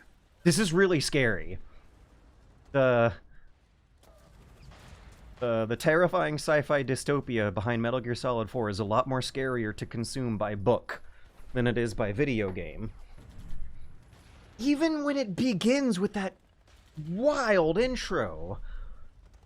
The intro, like, doesn't explain how society got there. You're supposed to, like, figure it out after the fact. Even... It's like you have to live through a few years of it in real life to know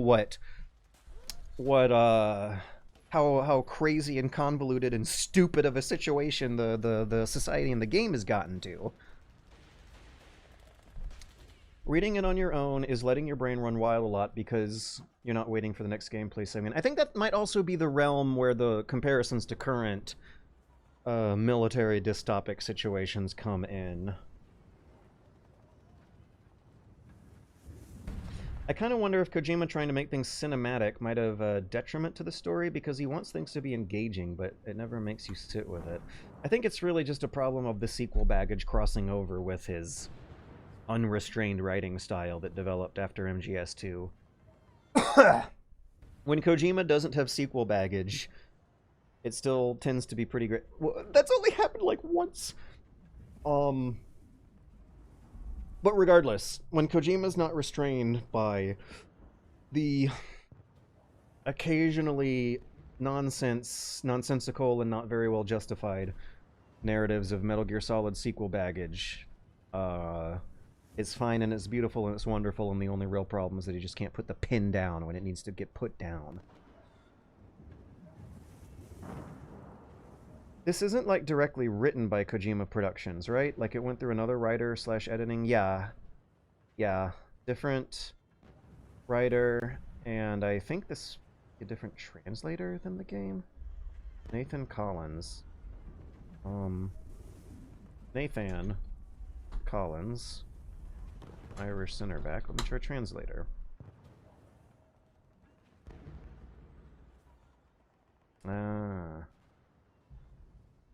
Try Metal Gear.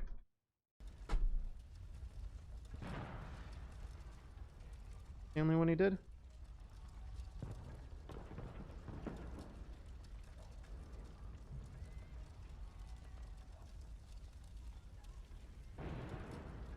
A war economy story without the bloat genocidal organ? Yeah. Oh, that's what I want. That's what I want.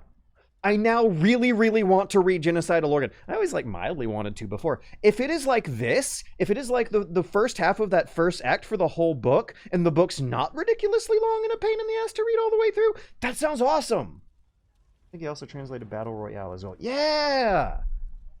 Okay. I really might read Genocidal Organ after this. But anyways, in any case... Liquid Sun, Chapter 3. Liquid Sun, Chapter 3, let's do that. The least favorite parts of this book so far have been the verbatim copy-pastes of Metal Gear Solid 4 cutscenes. So, this isn't, like, directly written by Kojima Productions, right? De facto, a lot of this is. The Project Itoh stuff, I am all about this. When characters start talking and it's Kojima instead, I can notice. And when the author's voice compromises itself to try to sound like Otacon instead, I can notice. That's deflationary. But boy, oh boy, does it really make me want to read this author's, like, actual original work.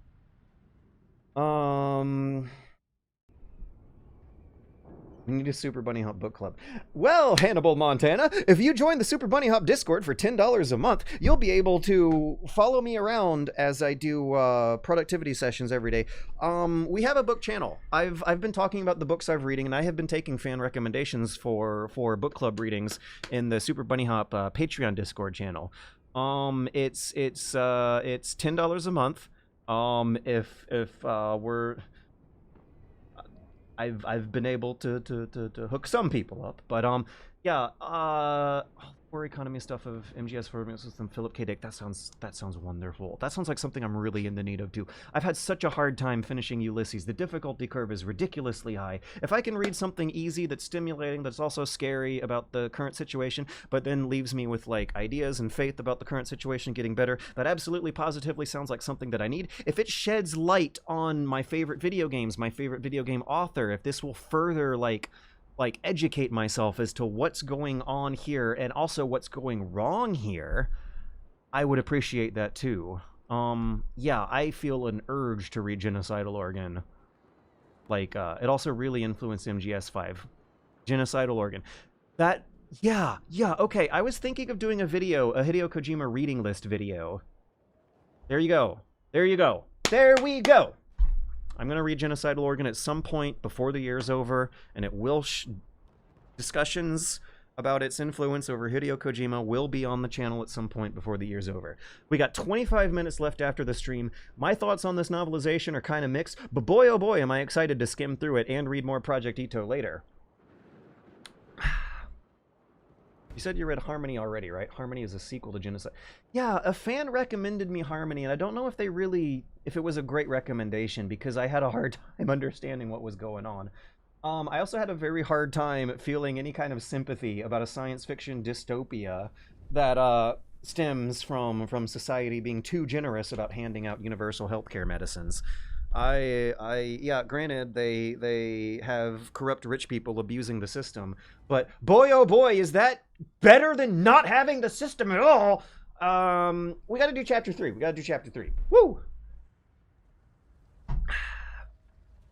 I think Eddie wants to lap. He's been pawing at me.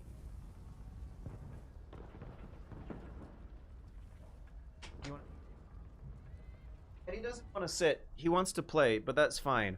Woo! I can play with him and read at the same time. The CID rendezvous point was located in a building on the outskirts of the city.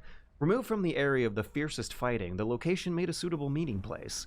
Not because the building wouldn't draw much attention, as the city fell into ruin, few structures stood out anymore. Not even the ones in the city's center. Oh, yo! Dude, you know what? Whoa, I just realized. Okay, when I'm reading this, and I'm getting these descriptions of bombed out cities, that's harder to read right now than it was before. When I read these descriptions of bombed out cities, my brain is flashing through horrifying images I've seen recently on the news that I would not have seen. I would have seen less of those images, but they still would have been floating around in 2008. Yeah, removed from the air of the fiercest fighting, they had a location that made a suitable meeting place, but not much, because there's not much standing up at all. Not even the ones in the city's center, but because the constant threat of cluster bombing within the city proper tended to put a damper on long conversations. With Drebin's M4 at the ready, Snake stepped inside. Sunlight filtered through the cloth roof of the courtyard at the core of the 5-story building. Any traces of life had long since gone.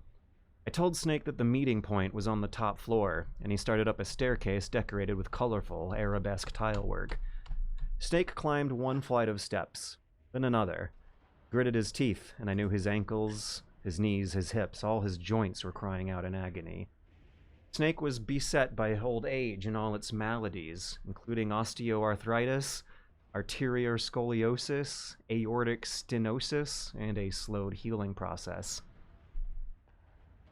Normally, a person has decades to adjust to the gradual deterioration of the human body with age. Snake had to confront it over a period of years. By the time he reached the last flight of stairs, he was breathing heavily. Muscle suit or no muscle suit, 5 flights of stairs were no easy feat for the body of a 70-year-old. I suggested he take a break, but he ignored me. With great effort, he made it to the top and exited the roof. Oh! Yeah! Another thing we're getting here that you don't get in the game is the description of how much of a pain in the ass it is to move around like that. And in the game, it's fun. You don't get to share that experience with the character. That whole entire narrative of the layer of the narrative isn't there. The one time in the game they do this is when they give you a code and don't make any big point out of memorizing it, and then when you show up 11 minutes later to the door, they make fun of you for not memorizing the code over 11 minutes. But yeah, like if you're looking at an image like this, and every time you made Snake get up and get down, if you heard like a crackling noise and Snake grunt instead of doing it wordlessly, that might at least convey to the players the joint pain going on. But yeah, look at this. Look at how different his movement's gonna look compared to the description of his movement in the game. It looks to us like he's doing it effortlessly, but in the book, he's struggling with old age, and that makes you feel worse for him. That makes you more sympathetic for him. It skips the job. No! Oh my god. So of all the things the book chooses to omit, it's the Johnny scene, but not the exposition over collecting points to buy guns and gun upgrades. Hey, there he goes. Where did... Okay, our ambiance is still going on. It just looped. There's the chat. Don't need fart jokes in the book right now. Right, so I was talking about the tonal whiplash earlier of how the book is, directly confronting what is now seeming like a very terrifying, a much more realistic dystopia than in 2008.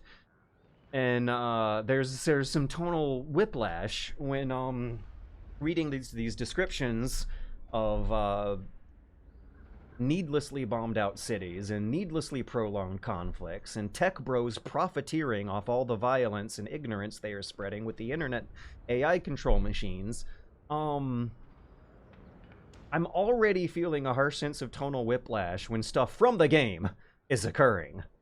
Maybe that tonal whiplash would have been worse if they included the Johnny stuff.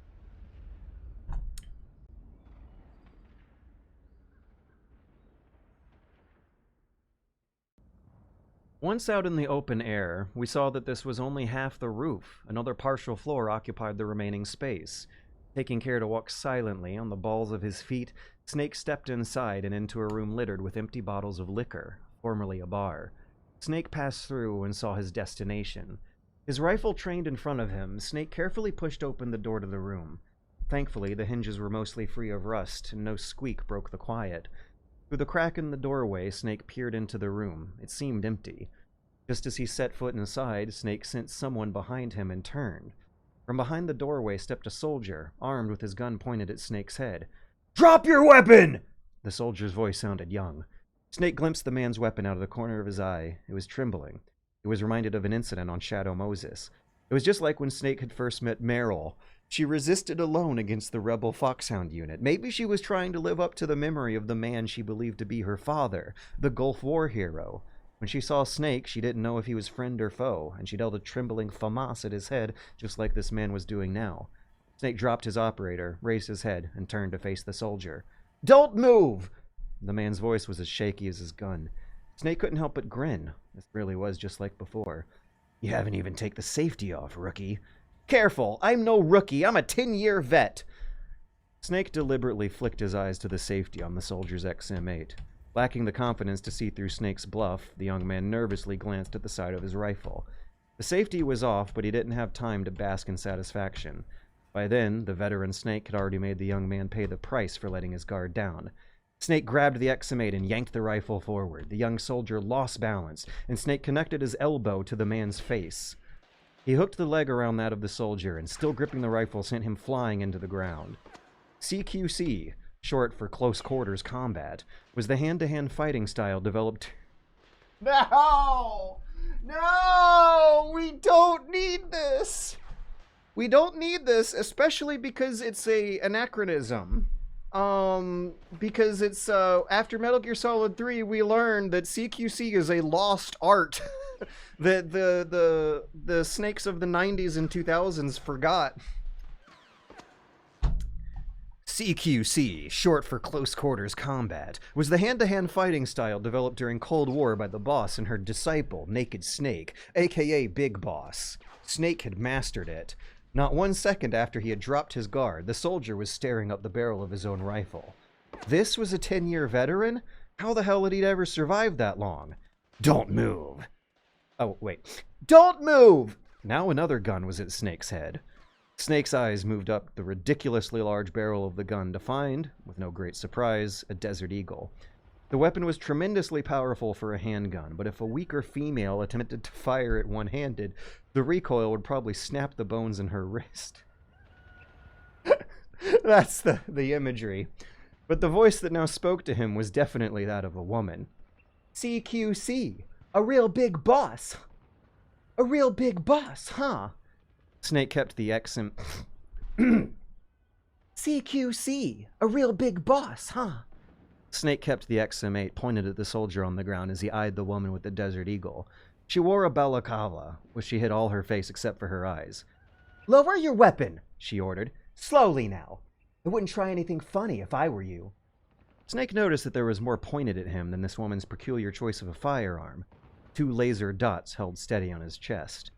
Judging from the gear worn by the woman and the younger soldier, the two were likely with the CID Special Ops. No matter where the battlefield, Americans stood out. Then Snake noticed the emblem sewn onto the woman's combat chest harness, a sharp-eyed fox holding a combat knife in its mouth. Foxhound, Snake said. The woman's eyes narrowed in suspicion, but soon a look of surprise washed over her. Snake? She lowered her weapon and pulled off her mask, revealing a familiar face. She had grown up since Shadow Moses, and no youthfulness remained in her appearance. Only her chic hairstyle was unchanged. Meryl Silverberg, Colonel Campbell's so-called niece who had fought alongside Snake on Shadow Moses Island. It's been 4 days, Meryl said, since Liquid arrived in the area. She handed Snake a photograph. He squinted and moved the glossy paper closer and farther from his eyes, trying to find the sweet spot where the photo wouldn't be blurry. Meryl looked away. I'm looking forward to this one. I remember this being the one extra long cutscene in the game that did not feel like that big of a drag to sit through. There were some repetitive Johnny gags, but I do remember there being a really frustrating, like, cut to gameplay where you walk 6 feet forward into a broken elevator shaft and then you get another super long cutscene that was less fun to watch. But anyways, I wasn't surprised she had recognized him at first. The aging had been so fast and severe, he looked like a different person than he had only years before.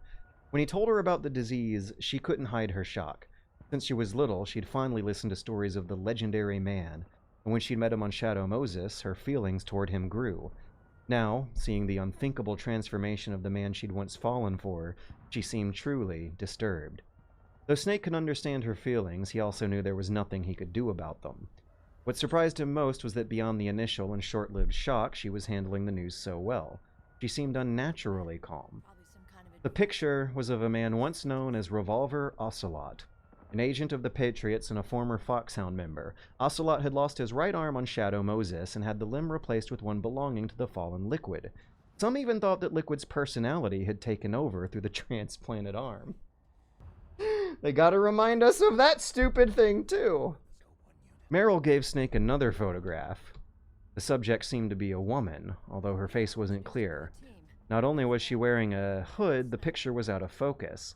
This woman's been with him the whole time. He doesn't look like a combatant. Probably some kind of advisor, maybe a scientist. Meryl leaned forward to get a closer look at the picture. Her face was near Snake's now, and close up, the effects of his aging were undeniable. His skin was dry and mottled and blotchy. Innumerable wrinkles creased the corners of his eyes. She could even hear his wheezing breaths. She began to tear up and gently placed on her hand the shoulder of the man she'd once loved. But Snake shrugged her off. He would soon reach the end of his life. But he couldn't endure her pity. He'd hurt enough people already. I also appreciate this stuff.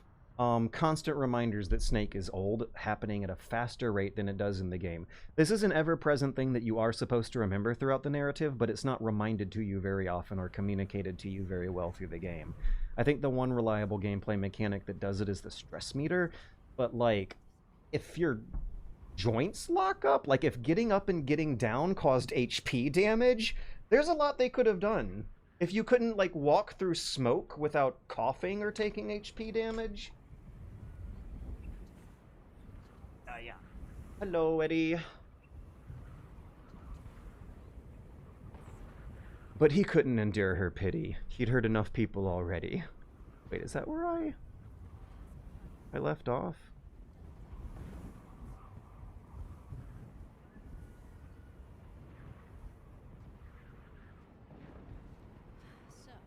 He tried to soften his rebuff, saying, "You've become a fine soldier." But that wasn't what she wanted to hear, not some praise about her abilities as a soldier. "Maybe it's because someone taught me well. A certain legendary hero who suddenly disappeared?" Snake never did know how to talk to women, that's the damn truth. Despite how talkative he was over the wireless codec. I even grew to think of him as a big mouth. "You quit the unit," she said. "Me, I never gave up on you, or on Foxhound." She might have even been wearing the emblem of her own accord. I doubt the Army had acknowledged its use, seeing the Foxhound Special Forces unit was still kept secret. "Snake, back then, I just wanted you to accept me. I wanted you to turn around and see who I was. But I've put the past behind me. I'm done playing at romance." Meryl regained her composure. Snake looked pained, but just when I thought he might let his emotions come through, his face went blank. Every time his feelings began bubbling up, something seemed to crush them back down. Commander!" It was the soldier who had surprised Snake from behind the door. Without looking at him, Meryl sighed. "Akiba, what is it? The bathroom again?" Yes, ma'am. My stomach hurts again." "Is your stomach ever normal?" Yes, well, I think so. I'm sure it's been at some time, although I can't remember."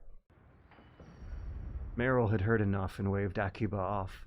Hands clutched to his stomach, he moved as stealthily as he could and still reached the toilet in time. "He's a handful," Snake said. Meryl put her head in his hands. "His name's Johnny Sasaki, but everyone just calls him Akiba. He handles traps, sensors, and cyber combat. He has a wearable computer on his right arm." "Come across a number of soldiers with bad stomachs," Snake said. "It must just be my luck. Maybe I had some taste for bizarre food in a past life, and now I'm doomed to encounter the scatological." So there's some fun extra lines. Okay, how would Snake say this? This is a really I can't imagine him saying it, but it's so different from his usual lines. It's not necessarily out of character, but the words don't pick like, the words don't sound like what the writers and translators usually prefer. It must just be my luck. Maybe I had some taste for bizarre food in a past life. Now I'm just doomed to encounter the scatological. That sounds like one of the comic relief codecs from MGS3. That does sound like something he would say to Paramedic when talking about the sequel theses of the rabbits in MGS3. This is good Metal Gear writing. It's not in the game. It does sound like something the characters would say. It fits a little bit of a sense of humor going on. "Maybe it's been the same soldier all those times." "Yeah, right." They both laughed, and then Meryl asked, "So, what are you here for?" "Threat assessment, the PMCs." That was partly true, at least, thought Snake. To discover Liquid's intentions, he would have to discover the threat posed by the PMCs. "Really? Because I hear a rumor there's an assassin out there targeting their leader." Snake feigned surprise. "Well, that's some rumor. I'm only here because the UC wants me to assess... because the UN wants me to assess the impact and effects of PMCs on their refugee protection efforts. That's all? More than enough for a retired vet like me." Meryl sighed, and seeing she wasn't going to get anywhere, returned to the subject at hand. "I know he's plotting an insurrection, but as long as AT security system's in place, there's no way he'll succeed." "How can you be so sure?" "They've implemented a system that monitors in real time every single soldier engaged in combat action, whether he's State Army or PMC. Each soldier has been fully ID tagged with nanomachines injected into their bodies for that purpose. The AI at the system... The AI at the system's core not only collects data on the state of their bodies in the battlefield, it also monitors sensory organ data showing strong emotions such as pain and fear. This data is monitored at HQ to enable command to make quicker, more precise, and more rational decisions. It also enables crisis management for each individual soldier. Battlefield control.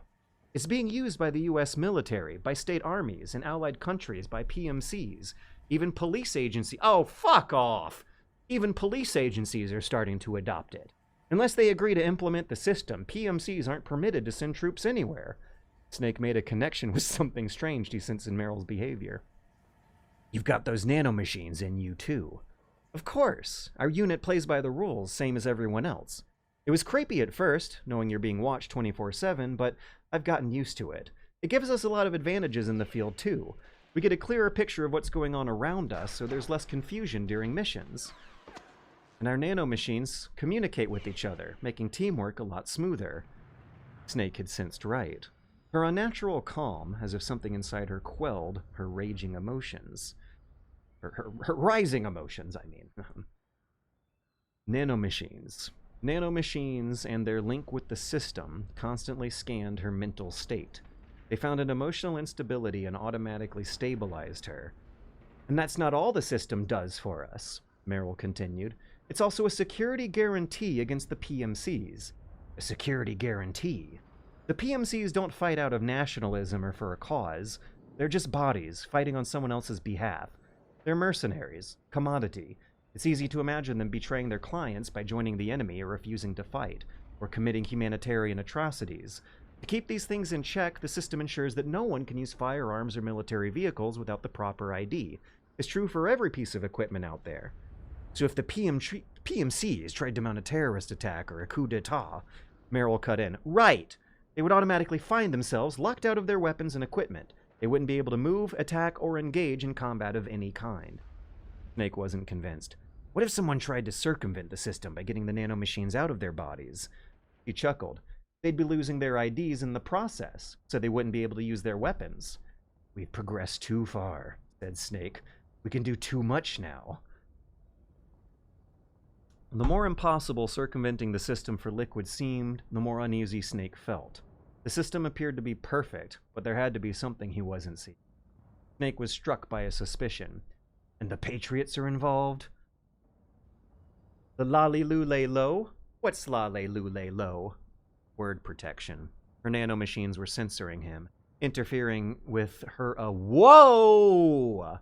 This doesn't happen in the game. Word protection. Her nanomachines were censoring him, interfering with her ability to hear what he said. That is also so much more of a clean, concise way to convey the dystopia than what we do see in the game.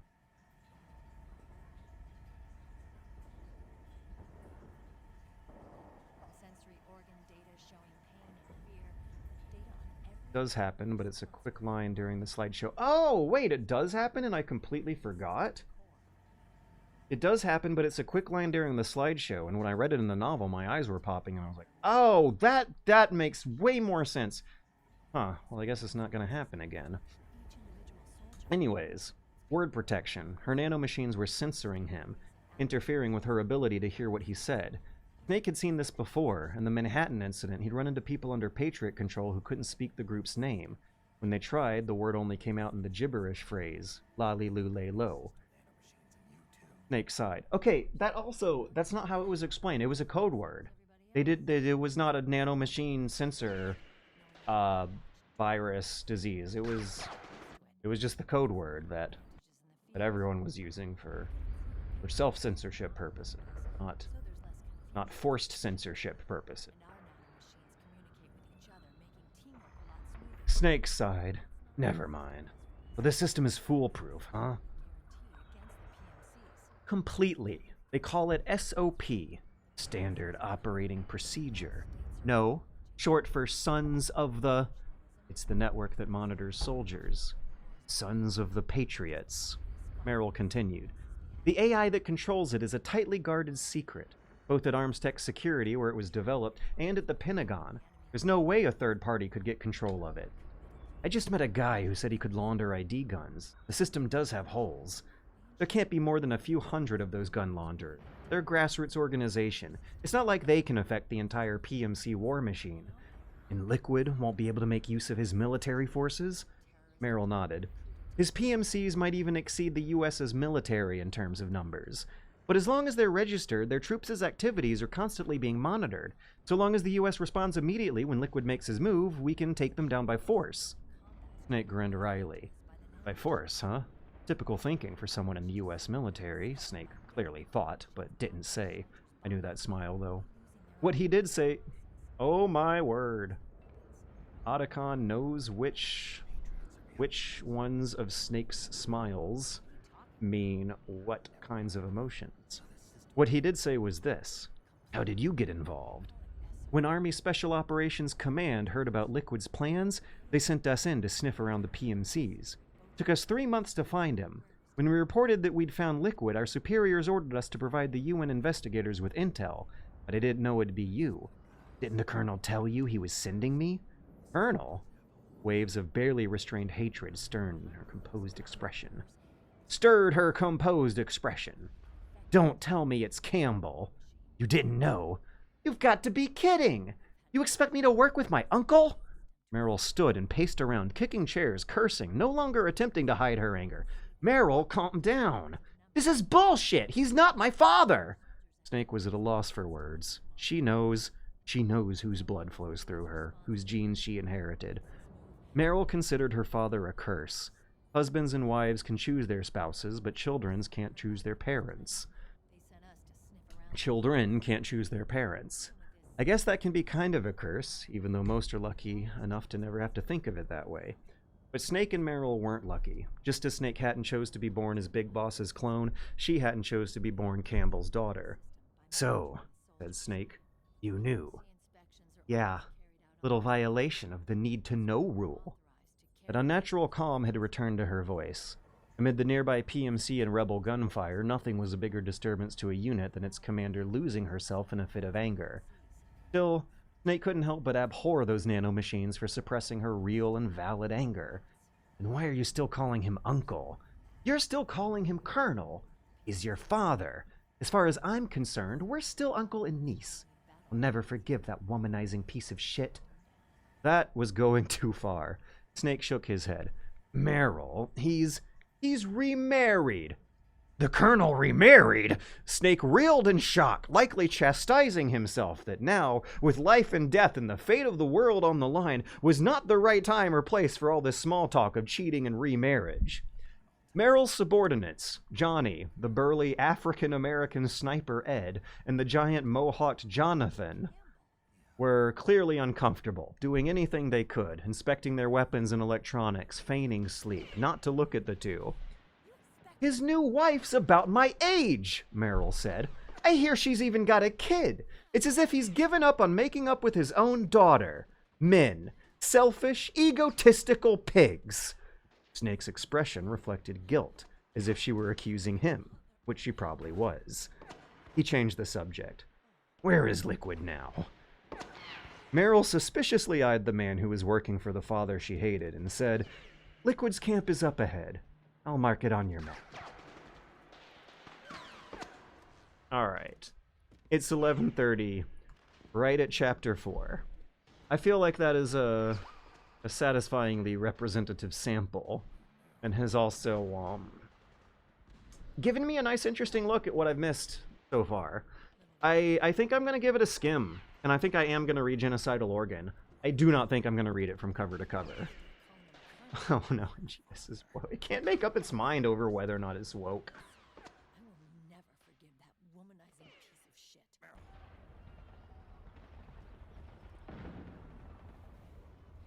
Oh yeah, I'm curious to see how the cutscene goes.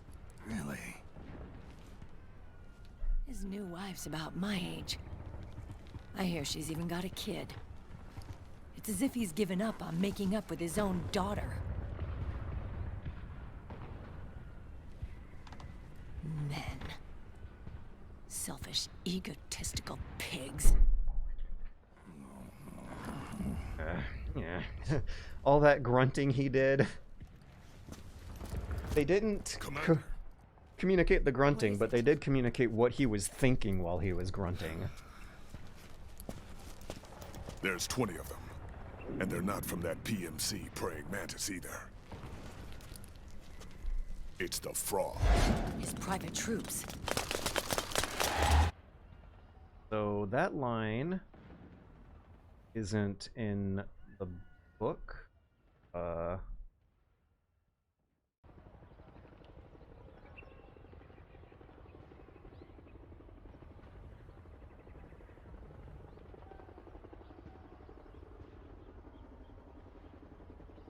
Oh, I just saw a line where it tells you what which gun Snake purchases from the upgrade shop.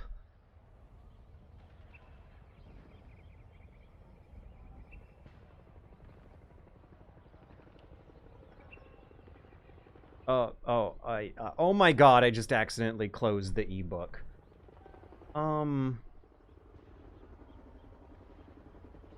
Oh, I will not have to do very much to reopen it, actually. Okay, so the frogs are gonna come scampering onto the scene. When does that happen in here? Too far ahead.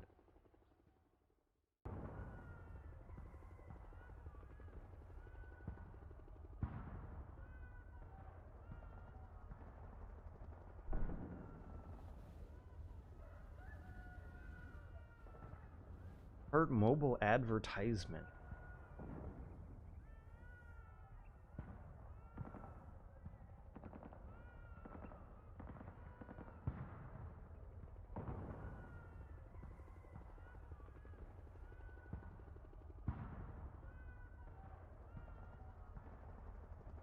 Frogs aren't approaching. That's going to be happening out of order.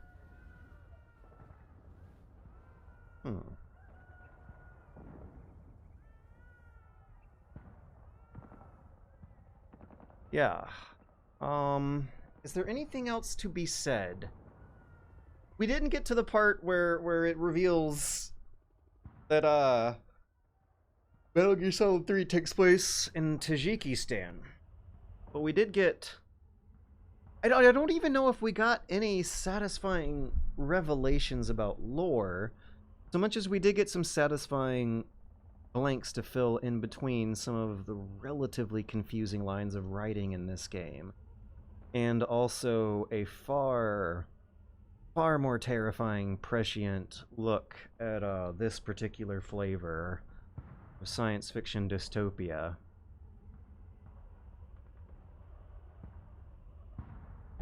That second advertisement is big exposition. And I'm really, like, not looking forward to reading the exposition dumps through again, but I am looking forward to skipping those paragraphs. I want to skim it. In fact, if I ever get around to revisiting Metal Gear Solid 4, I feel like I should keep this on hand. Like, maybe in my lap as I'm playing through. It's still... a very confused narrative. Full of tonal whiplash and... unnecessary convolution. But there are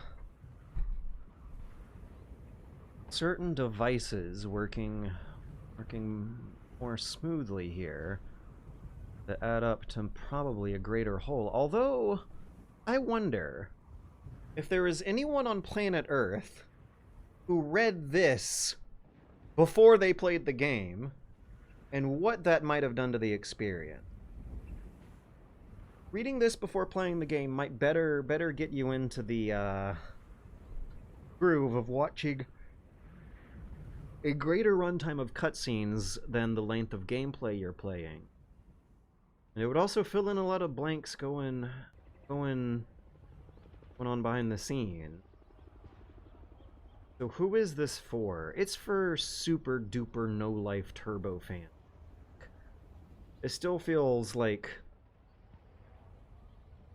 the novelization is less of a piece of gratuitous fan service than the game, though. It does feel a little more earnest and excited about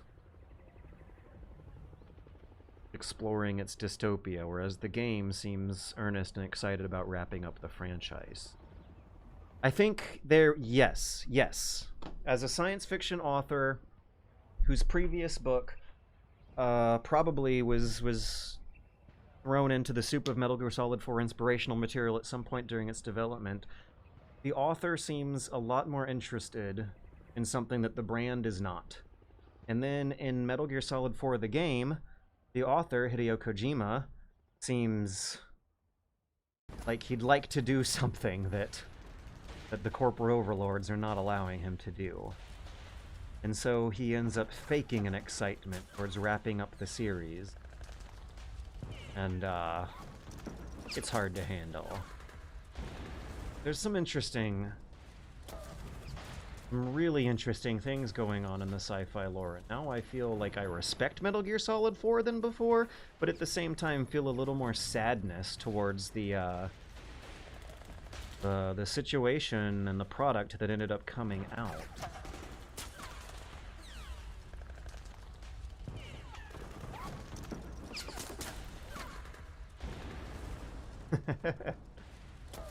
Wonder if the novel can save the B&B unit. I would not get my hopes up very far. In any case, we are, wait, no, actually it might! What if, the spooky Drebin ghost stories are more smartly incorporated into their narratives? What if they have more complete speeches before and after their death scenes?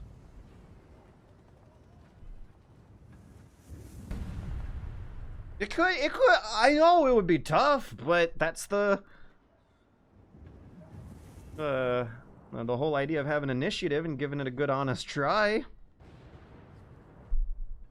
Good honest. I mean, it's a possibility, but I have my doubts that it could salvage the B&B unit, but I have a vision at some point, a visualization, some sort of degree of hope that as I skim through, I might skim through some chapter about the Beauty and the Beast unit and have, like, let's say maybe this, a description of Snake feeling incredibly uncomfortable. That's something you're not going to get in the game that might make it make considerably more sense, relatively more sense. If the author goes out of their way to portray the Beauty and the Beast unit as dangerous, scary succubuses you definitely don't want to be seduced by, like if it's depicted in a certain way that makes them scary, or makes them at least like scarier. If there is a description of Snake's mentality trying his darndest not to engage in the childish fan service that the game players are absolutely going to be loving, that would do it. That would I don't know 100% salvage it, but it would at least be a nice step. They could use inspiration from Homer. They could use inspiration from the Circe chapter of the Odyssey, and it could go all full circle where you have an evil seductress character that's like not embarrassing to read about. They could be fun sometimes. Hey, Twitch chat, what's your favorite evil seductress character who you enjoy in fiction, but definitely like the fiction portrays them as being too scared to actually want to bang? Bayonetta. Yeah, no, I love to play Bayonetta. Bayonetta, for example. You guys can have her, but boy oh boy do I enjoy the character. Scarouz. Rodin is right there on screen. None of them. Right, if they portray the Beauty and the Beast unit as like more capable, more deliberate in their seductive tactics. Or like, I don't know, Josie Packard from Twin Peaks. I've been rewatching Twin Peaks lately, and that show loves femme fatale seductresses. That show is so in tune with what can be terrifying to the male gaze about female beauty that that's the vibe the BBs could be verbally described. Visually picturing that, I don't think really works in our commercial environment. But verbally describing how terrifying it can be to, like, be aroused by someone you definitely shouldn't, who will kill you if you act on it, is always a fun time, right? But it doesn't really work like that in visual media.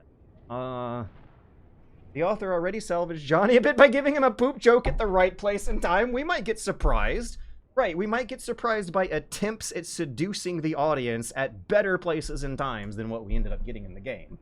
Oh yeah, RE8, the lady and the daughters, they bite in a bad way. Thank you all for showing up. I will, although I don't, like, I've seen the Lady D and the Daughters pop up in certain, fan art websites with more frequency than Bayonetta. Bayonetta, I think, terrifies a good percentage of the heteronormative straight. Anyways, I'm getting way too into it. I better wrap up the stream and get back to work gathering JPEGs. Thank you all for showing up and hanging out. Thank you all for entertaining my weird, unique stream ideas. These always turn out really well, these read-along streams. I now know more about Metal Gear. You know more about Metal Gear. Yeah. That was a good time. I'll see you guys again in 5 days. Okay, so that was a weird stream, and I had a weird idea, but you guys better get ready. The craziest, wildest, most insane Super Bunny Hop Sad Stream Poverty stream is coming up next at the end of the week. It's Saturday. It's 7:30 p.m. And by Saturday, I actually meant Friday. Friday at 7:30 p.m. Come here to twitch.tv/SuperBunnyHop to come play with me and watch me play in front of an audience chess. I'm going to be playing chess.